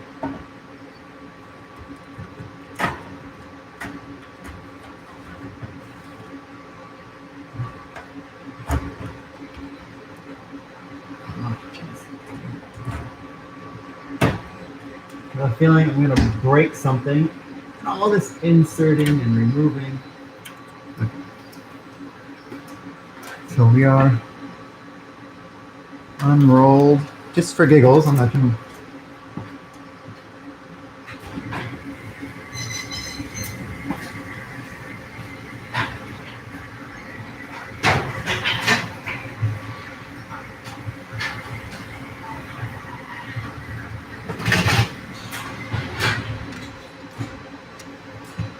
Oh, hold on. Well, this is the kink I was worried about when it got delivered. See this kink here?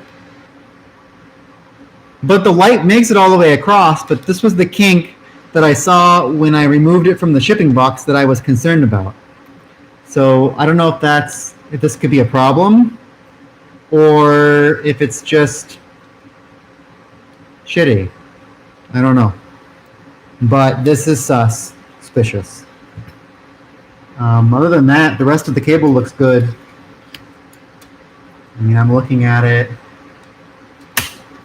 It's just this spot right here.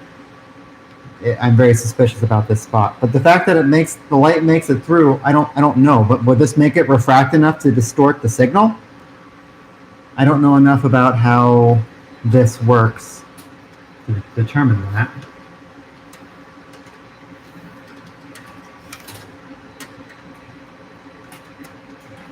Yeah, I mean, like, it's obvious. Like, even in a bundle, you can see it's so obvious. So, all right. This is probably the end of the show here, because if it really is the cable, there's no sense in me moving forward. Yeah, I guess I'll have to order another one. I mean, even straightening it out, it's still like, it's not the case where you can see the light when you bend it like that. It's like completely straight, and we're still...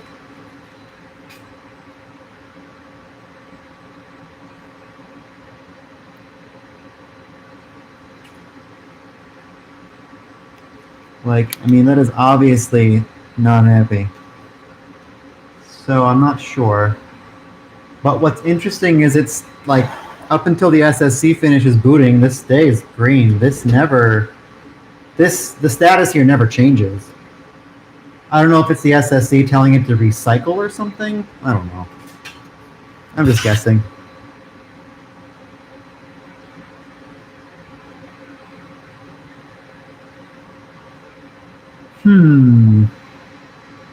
Well, I have it unraveled. Let me straighten it out. I'm going to unplug it and straighten it out so it's completely straight. I mean, here's the thing. So, like, I have it unplugged. You can see this from the SSC. I mean, the light's making it, but maybe it's distorting it too much. And I'm going to unkink this.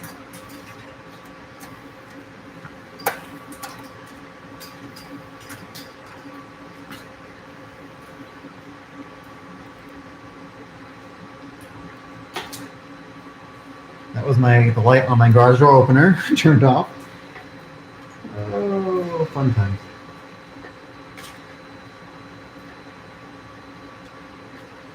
All right, we'll operate cable.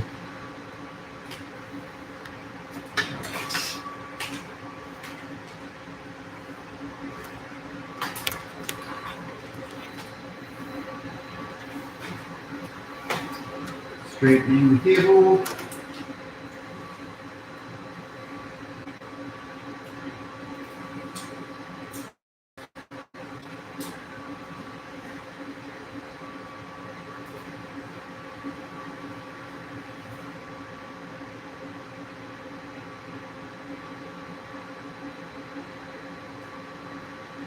Yeah, that kink is definitely causing some funkiness on the cable.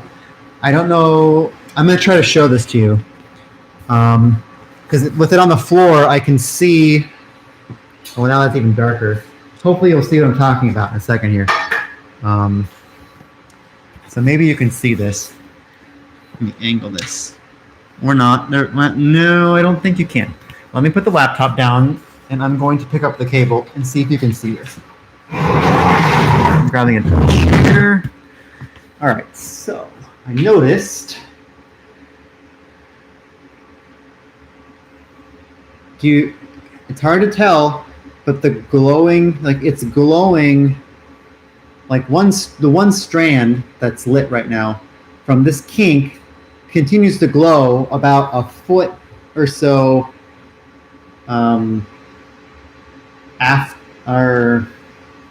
after.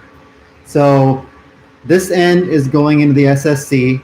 We hit the kink, we got this light, and then it continues, whatever, this is causing the light to refract in such a way that it's glowing, and it continues to glow. Like, if I had a shade for that window, I would close it. What if I turn it around? Let me do this. Now, can you kind of see it? See what I'm talking about?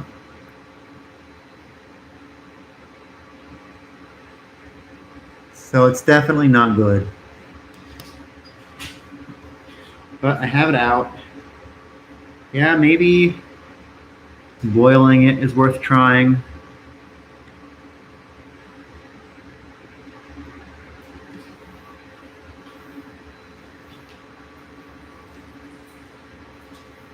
I'm going to try plugging it back in with it it's unraveled now and it's straight.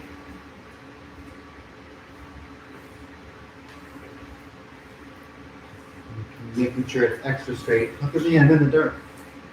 I never thought I would be live streaming from my garage in the dark. But here we are. I'm trying to get lit flat.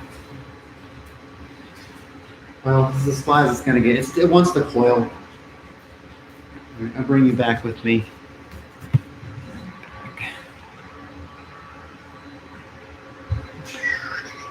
We'll turn the light on.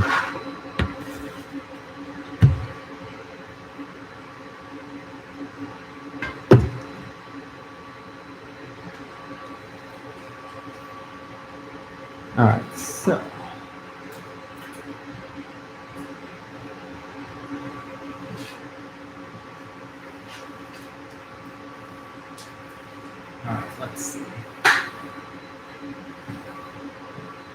I need some light.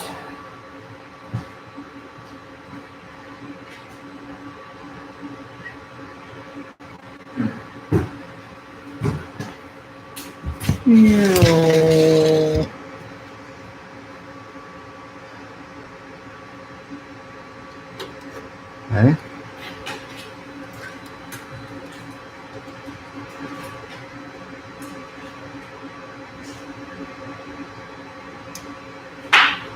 I'm holding the bit in my hand. And let's see. I'm straightening it. And at this point, I got nothing to lose, so I'm straightening it. I'm gonna.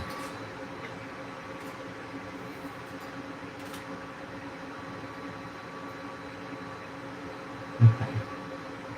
Let's go over to the console. I have it's sitting right here on this thing, and I have it straight. I don't see the console complaining, but maybe it hasn't finished doing its thing. And it's green on the SSC. Oh, you know what? I think it's the cable. Look at this. It shows BSD expansion cabinet 2, power OK, bat OK, IOD 322, and detected unconfigured IO device. Not sure what that is, but it's not complaining. Let's look up IOD 322.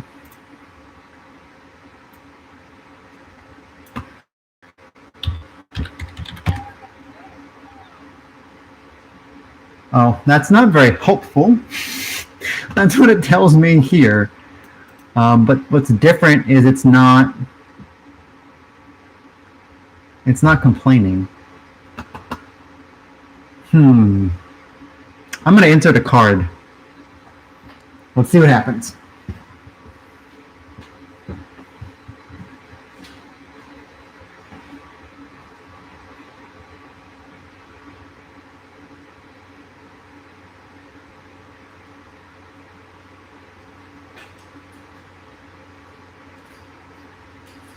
Actually, I have another idea.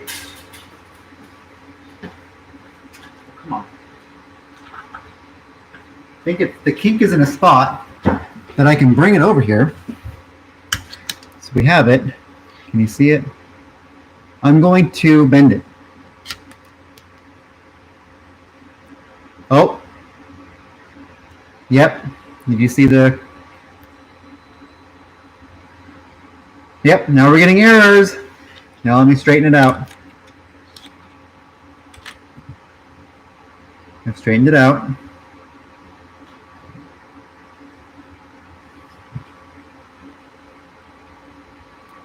It seems to have calmed down. Let me bend it again. I'm going to bend it. I've got it bent.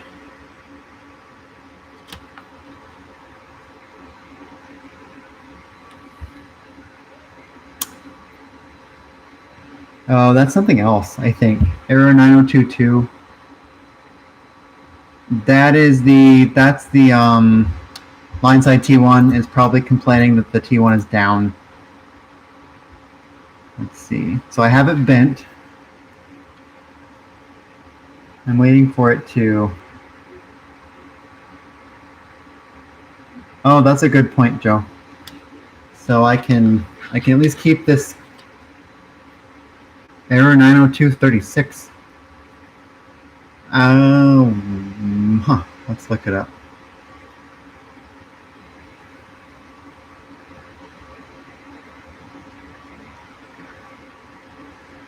I'm going to unplug the fiber and plug it back in, and just want to see if the cabinet comes back up without any complaints. I think I'm going to put something on top of this part of the fiber to keep it straight. And what's more fitting than a rotary trimline telephone?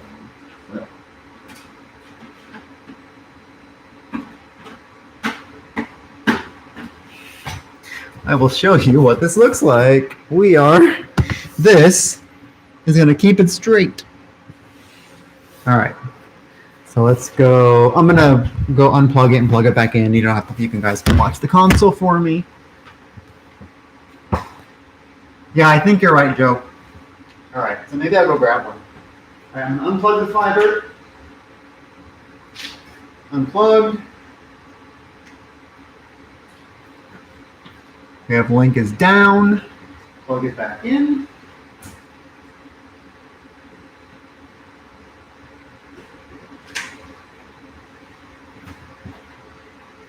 All right, plugged it back in. Waiting for some green. Oh, there we go.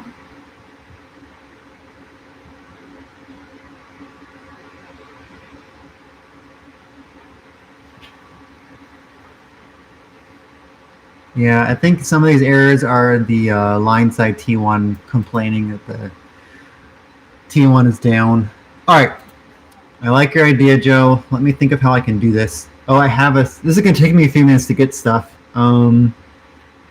So I have to go in the closet in the house and pull down. I have a big bin. These things, I have a big bin of Meridian 1 cards now.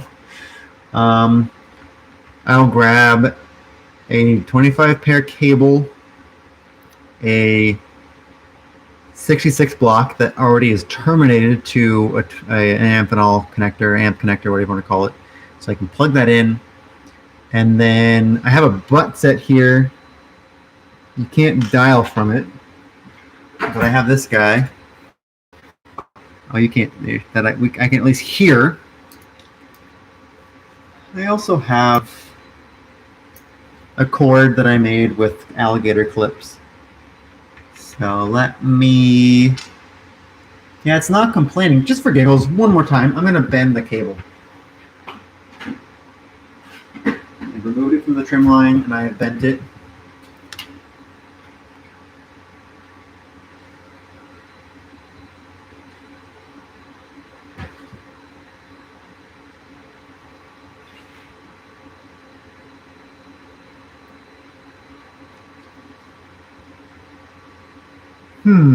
It's still not complaining.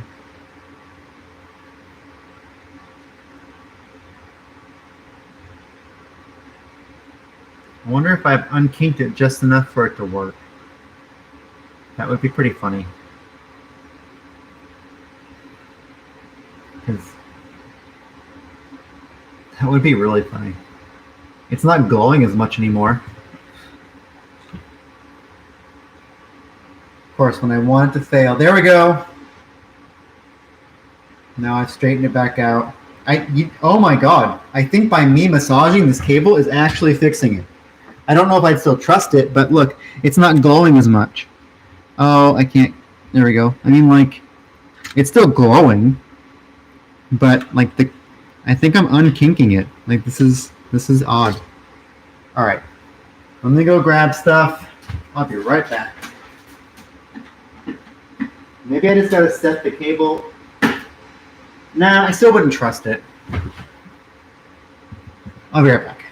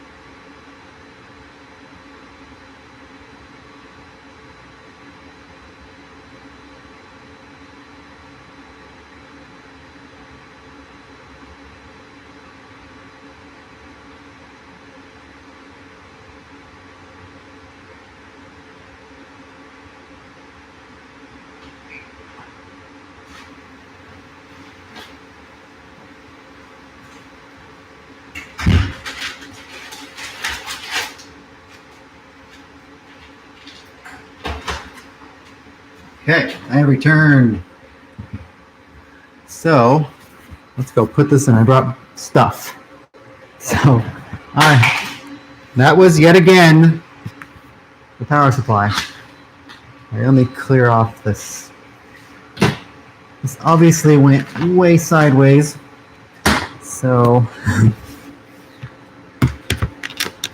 but I think I am in agreement, if that's even the proper way to say it, that it's the cable. But I knocked over my drill. Sweet. Okay. I have, this is from the Budavi, but I have a 25 pair cable. I have 66 block terminated. I have this guy, so I can plug in. I love these things. If you can find them for cheap, I would say get them. They're awesome. So you just like plug it in, and then there you go. And obviously, cord, line cord, and analog line card or station card, and then our test set. I grabbed this because it has a line powered speaker phone. So,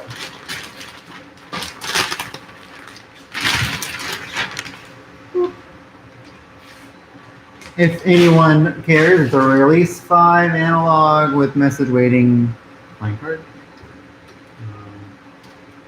We're going to go in slot 3 just to give us some space.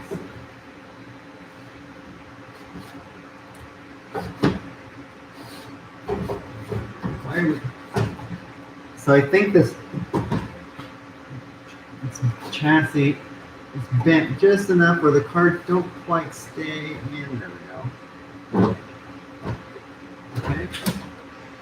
All right. We are. I don't know if you can see that flashing. It's red. Carly can't see that, but we've got that. I'm going to plug in the 25 pair cable. I believe I see on the console over there that it did stuff or something. So we're gonna go like this. These shielded cables are thick. I mean, all right. So we're in slot 3. We're going to go into connector 3. So we're in. We're going to plug into our 56 block.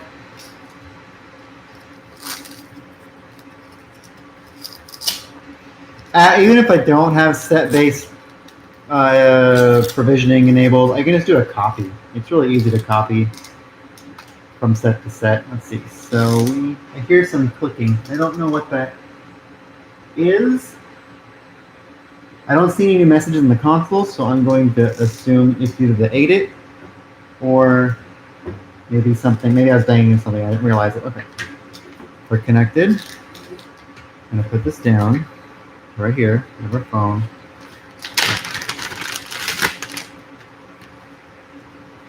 It's this way longer than necessary, but it was the first cable I could grab. Oh, what a mess.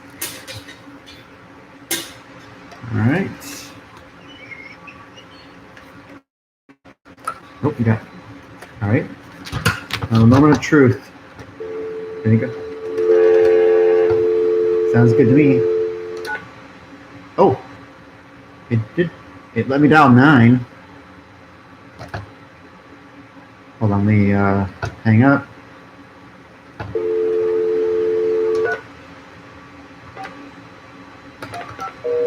Okay. Well, sounds okay to me.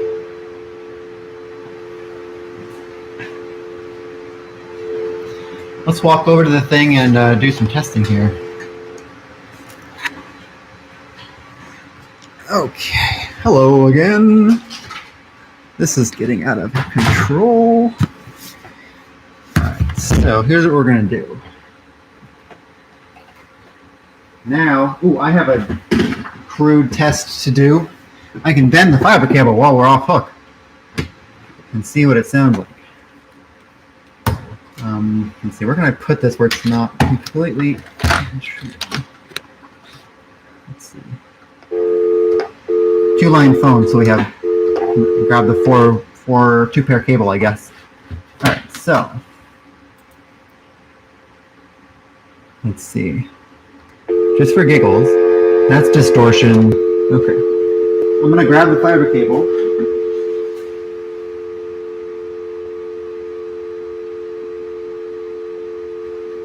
I'm bending it.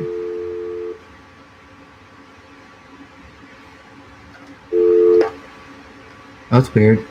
Okay. Like I'm bending it.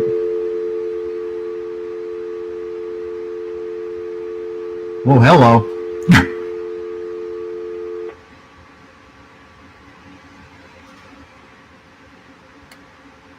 Weird.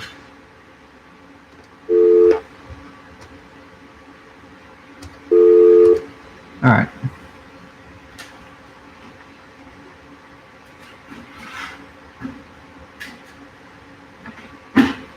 Let's copy. We'll go LD. All right.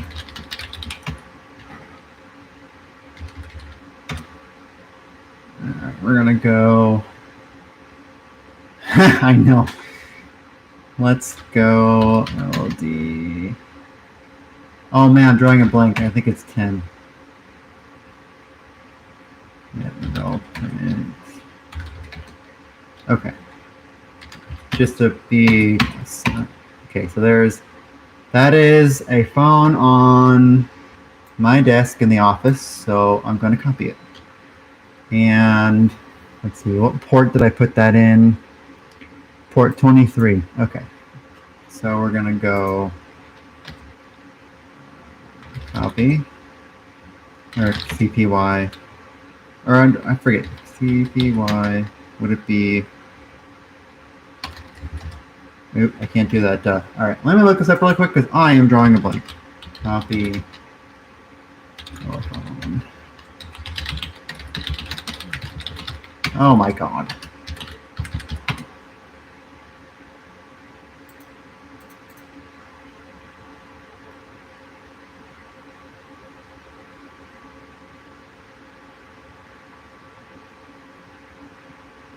Okay, I suppose I'm copying one. Duh. So, go copy one.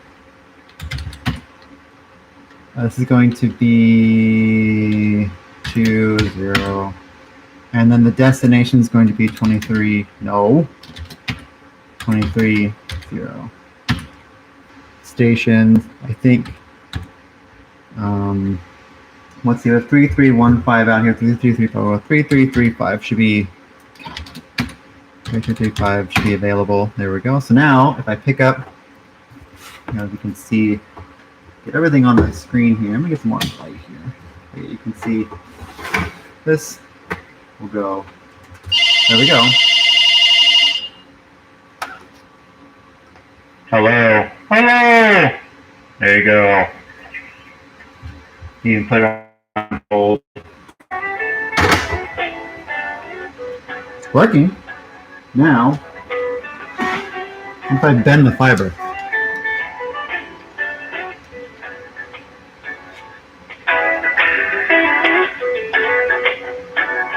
I mean, like, although, is it, that's only for receive though, is it the transmit screwed up? I mean, obviously it's the cable. Oh, hello. Oh, I hear crackling on the, it's crackling on the other end. So if I do this, pick this up, and put this on speakerphone, hear it? Now if I straighten it out, look at that! Ready?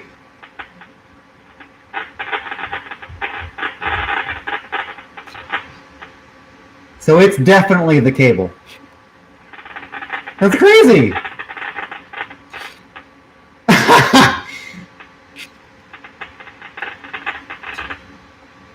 Alright, well at least we've confirmed what it is. Let me go back. Wow, that's actually pretty funny. I mean, I expected this stuff to be like, isn't it digital? So, but I guess that could be like frame drops or something. Let me do it again. Oh, now this phone's, it's angry because I got nothing on this phone. It's dead. All right, let's massage the, nope, no dial tone yet. I've got battery, but no dial tone. Wonder if I have to reset something. Oh, it looks like it's basically like, I don't know, reinitializing.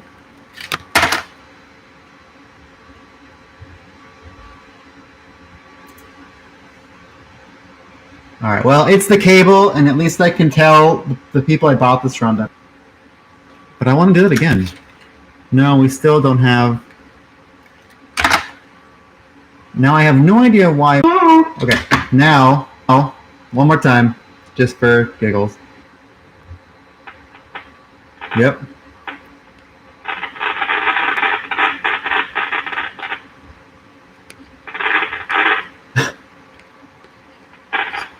Guess the question is now, do I trust the cable? Now, actually, does that happen in a non-kinked side? No. No. It does. I have a stupid idea. What if I reverse the cable and wrap it the other way?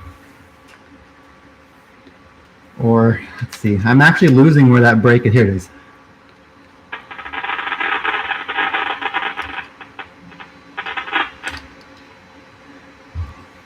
All right, well, I have an idea. I've been streaming for 2 hours and 11 minutes. I'm wondering if I should keep going.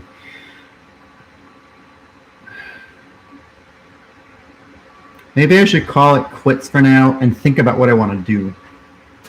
Do I really want to keep this cable in service?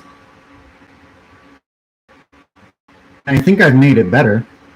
And maybe boiling it's not a bad idea. Because I mean that the spool on the fiber receiver card, I mean, it's not going to have a radius tighter than like that. I think. I mean, maybe. I think we're pretty conservative with that, and it sounds fine. Like I don't hear any.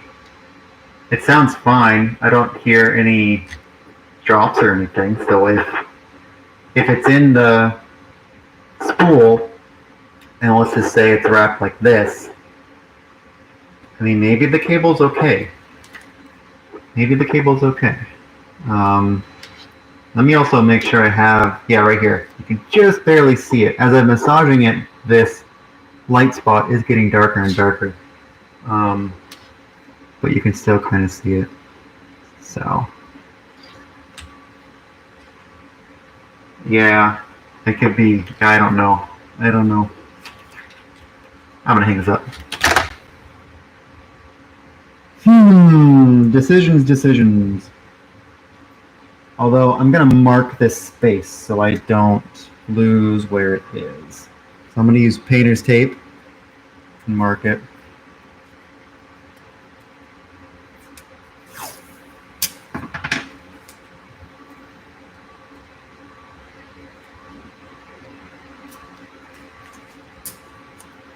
All right, so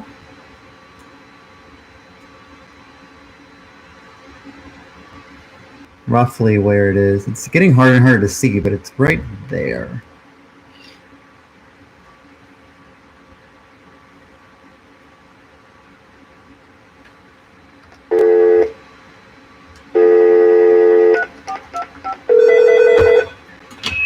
Oh, nope.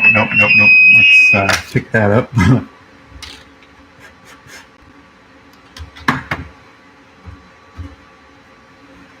Yeah.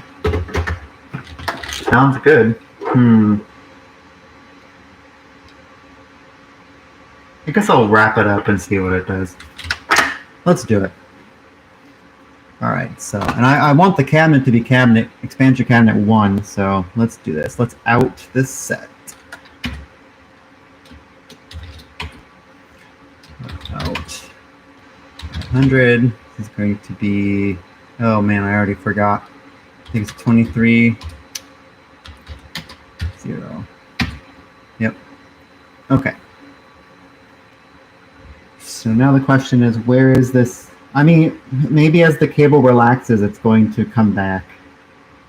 Eh. Eh. Eh. Although if I wrap it up, I mean, maybe let me see where it is in relation to the ends of the cable. If it's in the middle, it could be a problem. All right, let's. So unfortunately, oh, now I'm wrapped around the line cable. Since we've got this done, let's unplug this, unwind this. Right. These things that are not supposed to take so long end up taking. Whoa, that was not good. I almost dropped my laptop live. All right. Line printer okay? Yep, we're good. Here, let's take a look at that. All right, so I need to undo the cable. So we're going to, I need a ladder.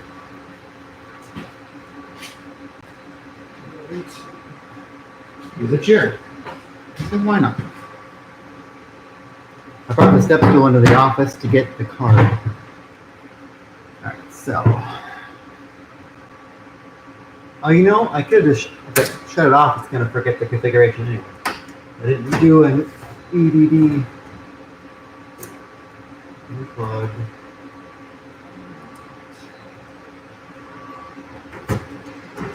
So you don't fall. Seriously? Seriously?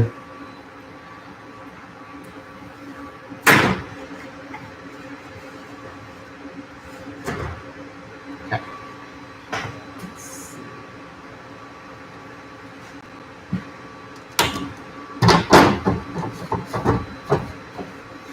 I'll just put you over here somewhere.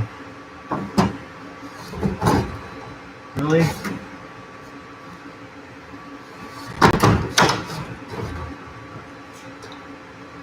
Unplug. Now, I am becoming more and more disorganized as this project continues. I have crap, but I don't have a space for it. That there. Of course, now you can't see me.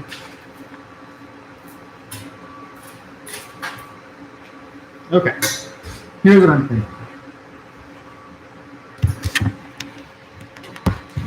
We have chats. Oh, okay. Nothing new. I'm gonna see where this is. Yeah, see, this is where it is. So we're going to not knock over the computer.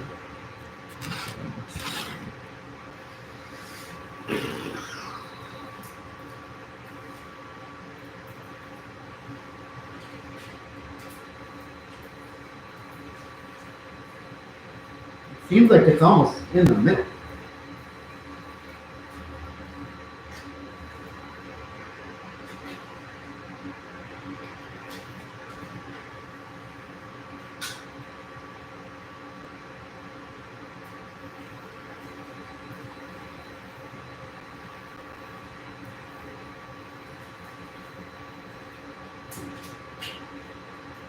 Like this ends up coiling up. I'm trying to lay it flat. My garage is 30 feet deep, so.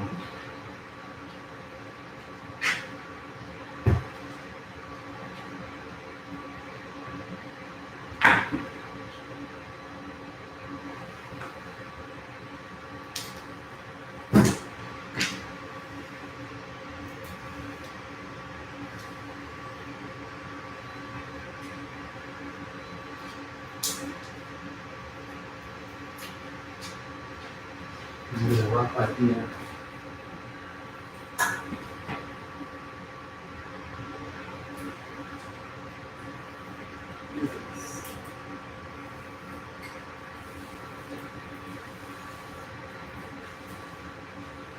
Yeah, it's roughly In the middle. Like almost in the middle. That's interesting. so. No matter which way I do this,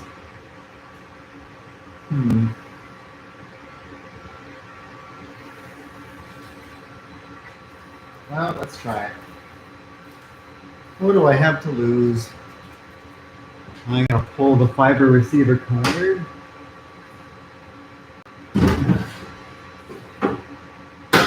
Feels weird with the thing just running.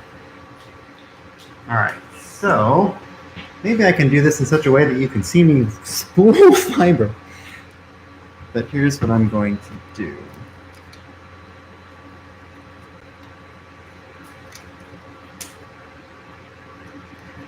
Nope.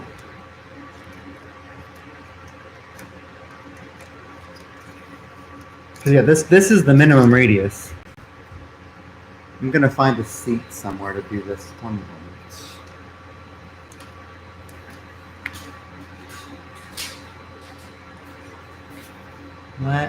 I know. I will use the chair. Other.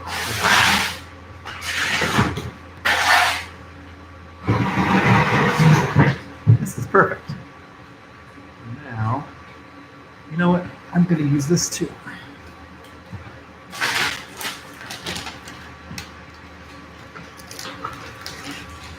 On the fly. Now, see if you can sort of see it. There we go.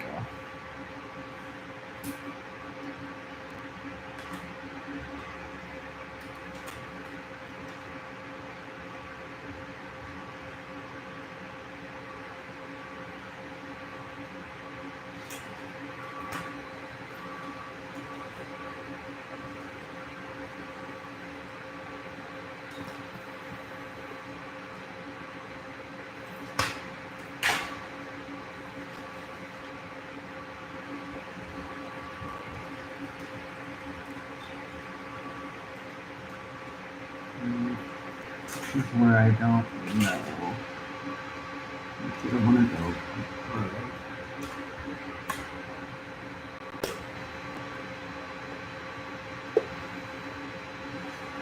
Oh, maybe.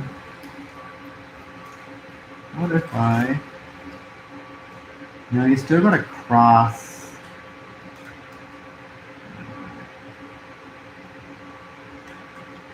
That should be fine. We'll do it the best we can. This is the really boring part, so.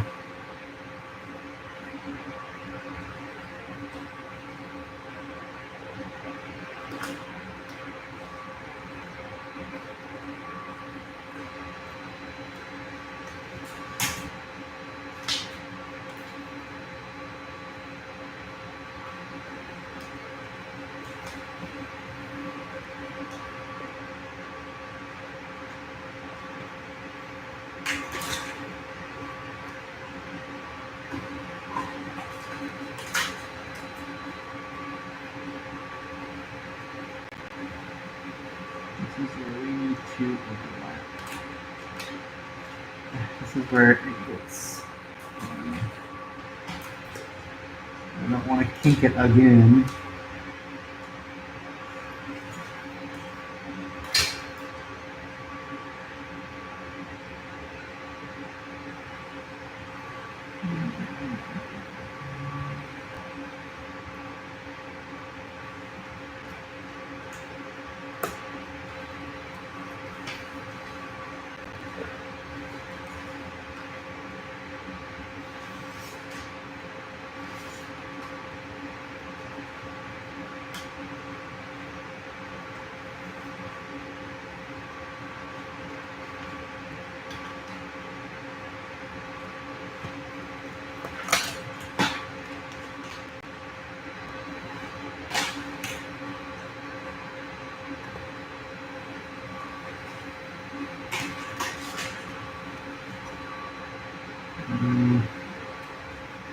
getting kind of funky here. That's all right. It'll be fine.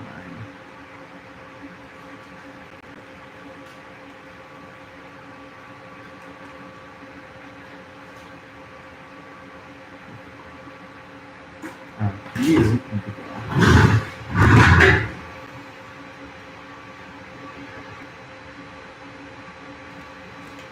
Oh, that's too high.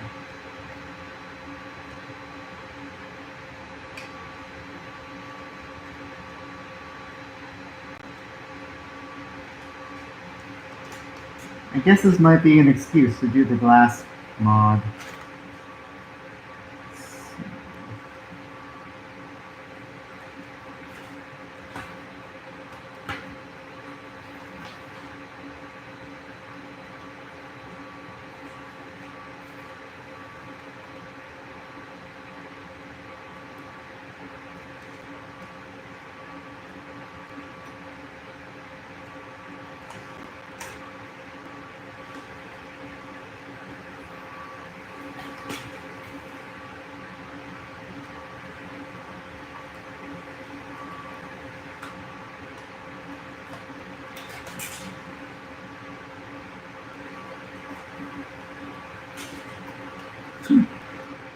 Staying.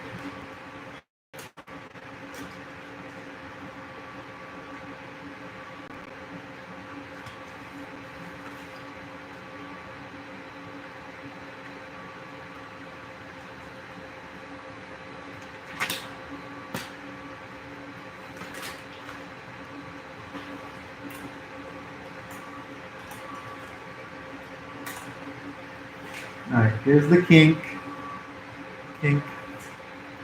I'm going to spool until the kink is in the spool, and then I'm just going to, we'll test after that. I want the kink to be in the spool. That way it is managed. I'm pretty sure, there it is.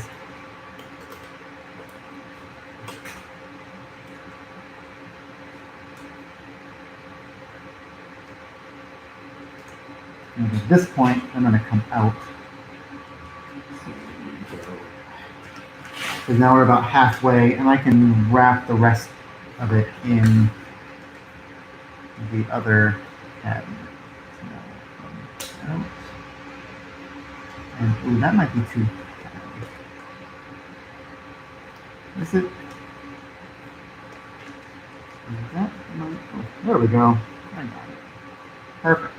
So there's the kink. I have it marked. I think I'll leave the cover off, and then we can see inside there. So now, got it. We'll put it in. Let's see, I need to see my pants. Poor line printer. It's a great table, but I'm scratching it. It's all right. All right. So here we go. This, and I'll leave the cover off for now.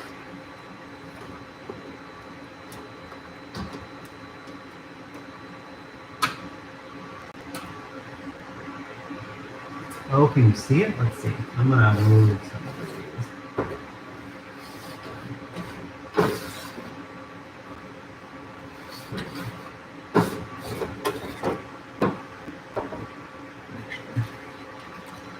Put this right here. I got to be careful with. I should put the CF card I got in here. It came because this will catch on other. Actually, I'll put this here. I'll put this at the end.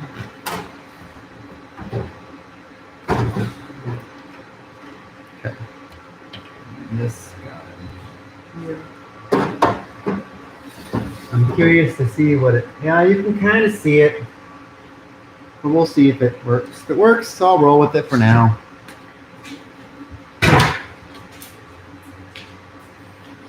Just the rest. Yeah, I'm just not even going to put it in there.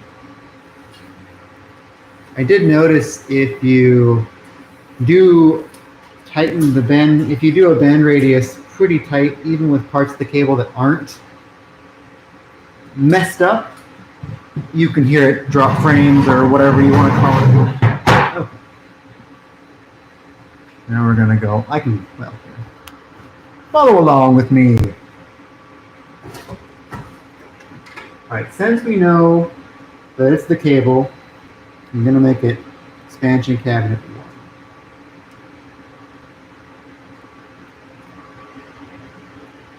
And I should be putting it on the receive side. You would think that I have never done this before, but I am well aware of fiber.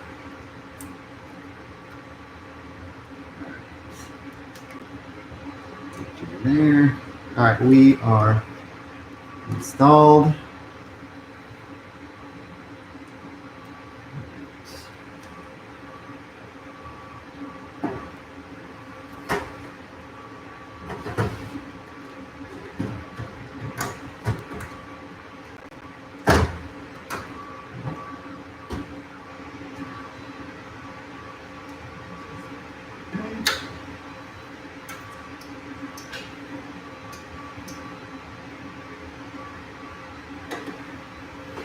All right, now let's go watch the console. Actually, while we're waiting for the console, I want to turn the light off. I want to look inside the cabinet and see how bright it is. I have another light over here. Let me turn it off. Now let's hope I don't trip. This laptop's probably charged enough, but it goes with a bad battery, so. Okay. Let's try it. I'm gonna pick up a brick. Oh wow! I mean, the whole the cable as a whole is like glowing. Can you see that? It's hard to see, but the whole cable has a glow to it, and the glow from the portion that's messed up is a little brighter. But I mean, it's also not too bad comparatively. So. We'll see. System's booting. I'm gonna get the lights and we'll go watch it finish booting. So something to look at there. There you go. You can see.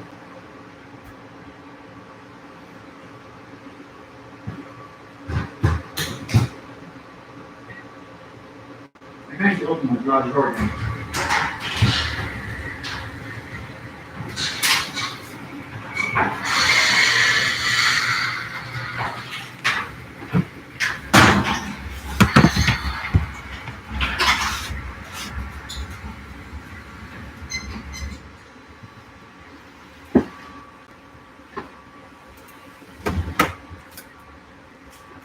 I suppose I didn't have to delete the recreate set. Let me go plug configured. Oh.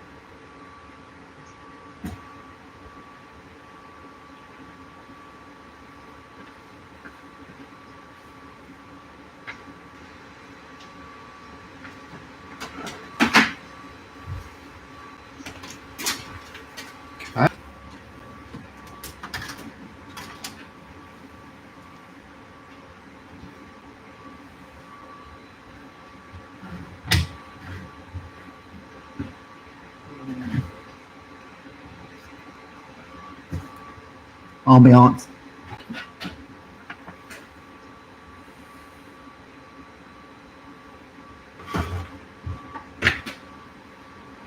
This would be why I don't. There are tools. Here. Choose 2.5 hours.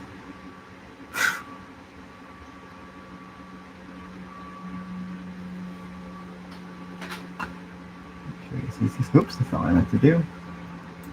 Let's go over. Does this tell me how many I thought it would say how many are watching. Started streaming 81 seconds ago. Haha, that's funny. Anyway.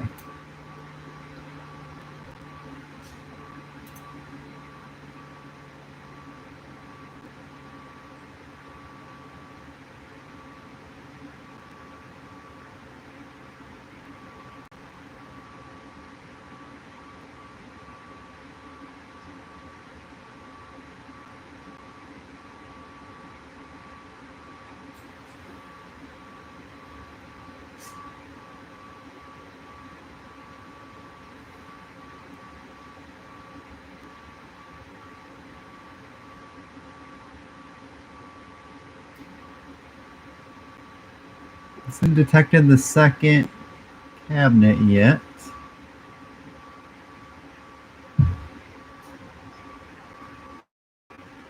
Don't. All those errors are expected because card slot 7 is the. Wait, no. Yes, because only channels 1, 2, and 3 are configured. So 4, 5. I don't actually know. Now that I'm looking at this, I don't understand what the error 020 is for. But this is one of the TMDI cards. Only channels 1, 2, and 3 are configured.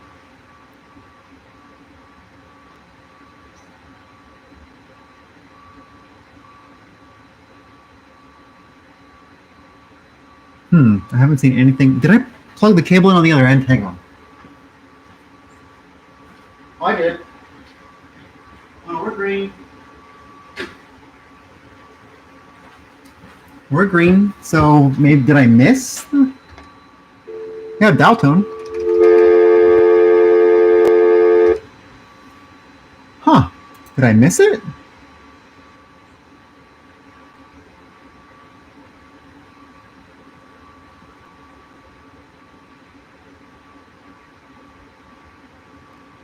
Maybe it just hasn't printed yet to the console.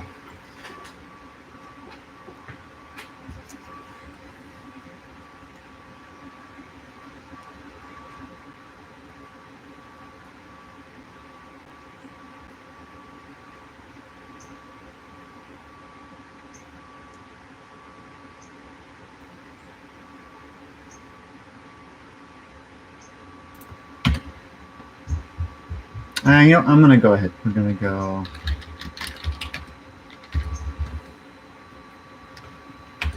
I'm gonna go LG10.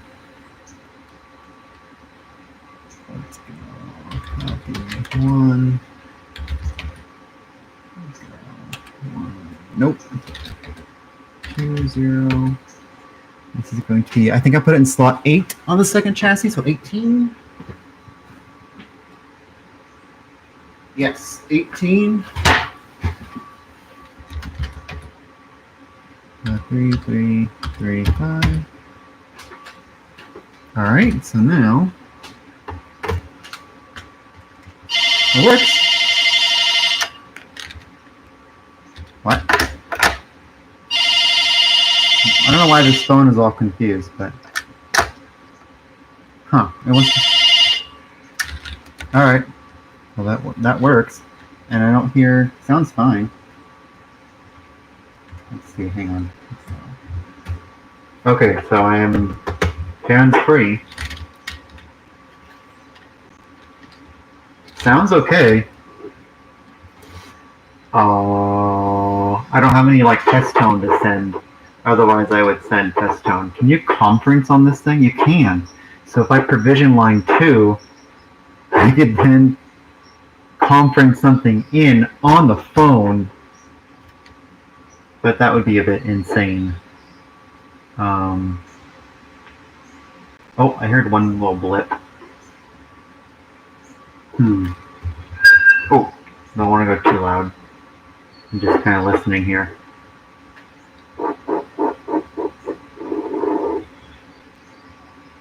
I mean, it seems okay. Hello, hello. Yeah, I need to provision the second. Let's do this. Let's go copy 1. We're going to go 500. The source. Nope, there was another blip.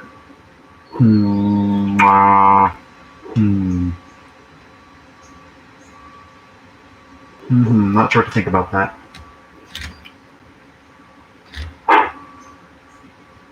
I mean, yeah.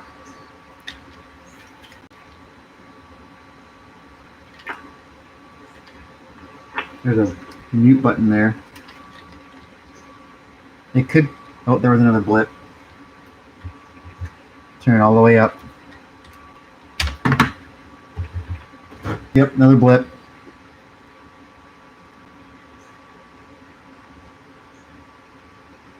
Okay, I think I need a new cable.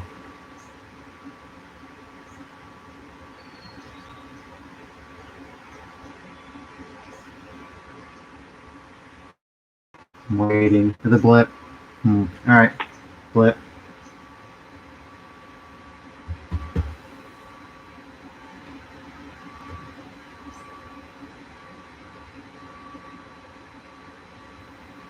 Alright, well, definitely need to replace the cable. I think I'm going to end this. And this will to be continued, I guess. Bye-bye.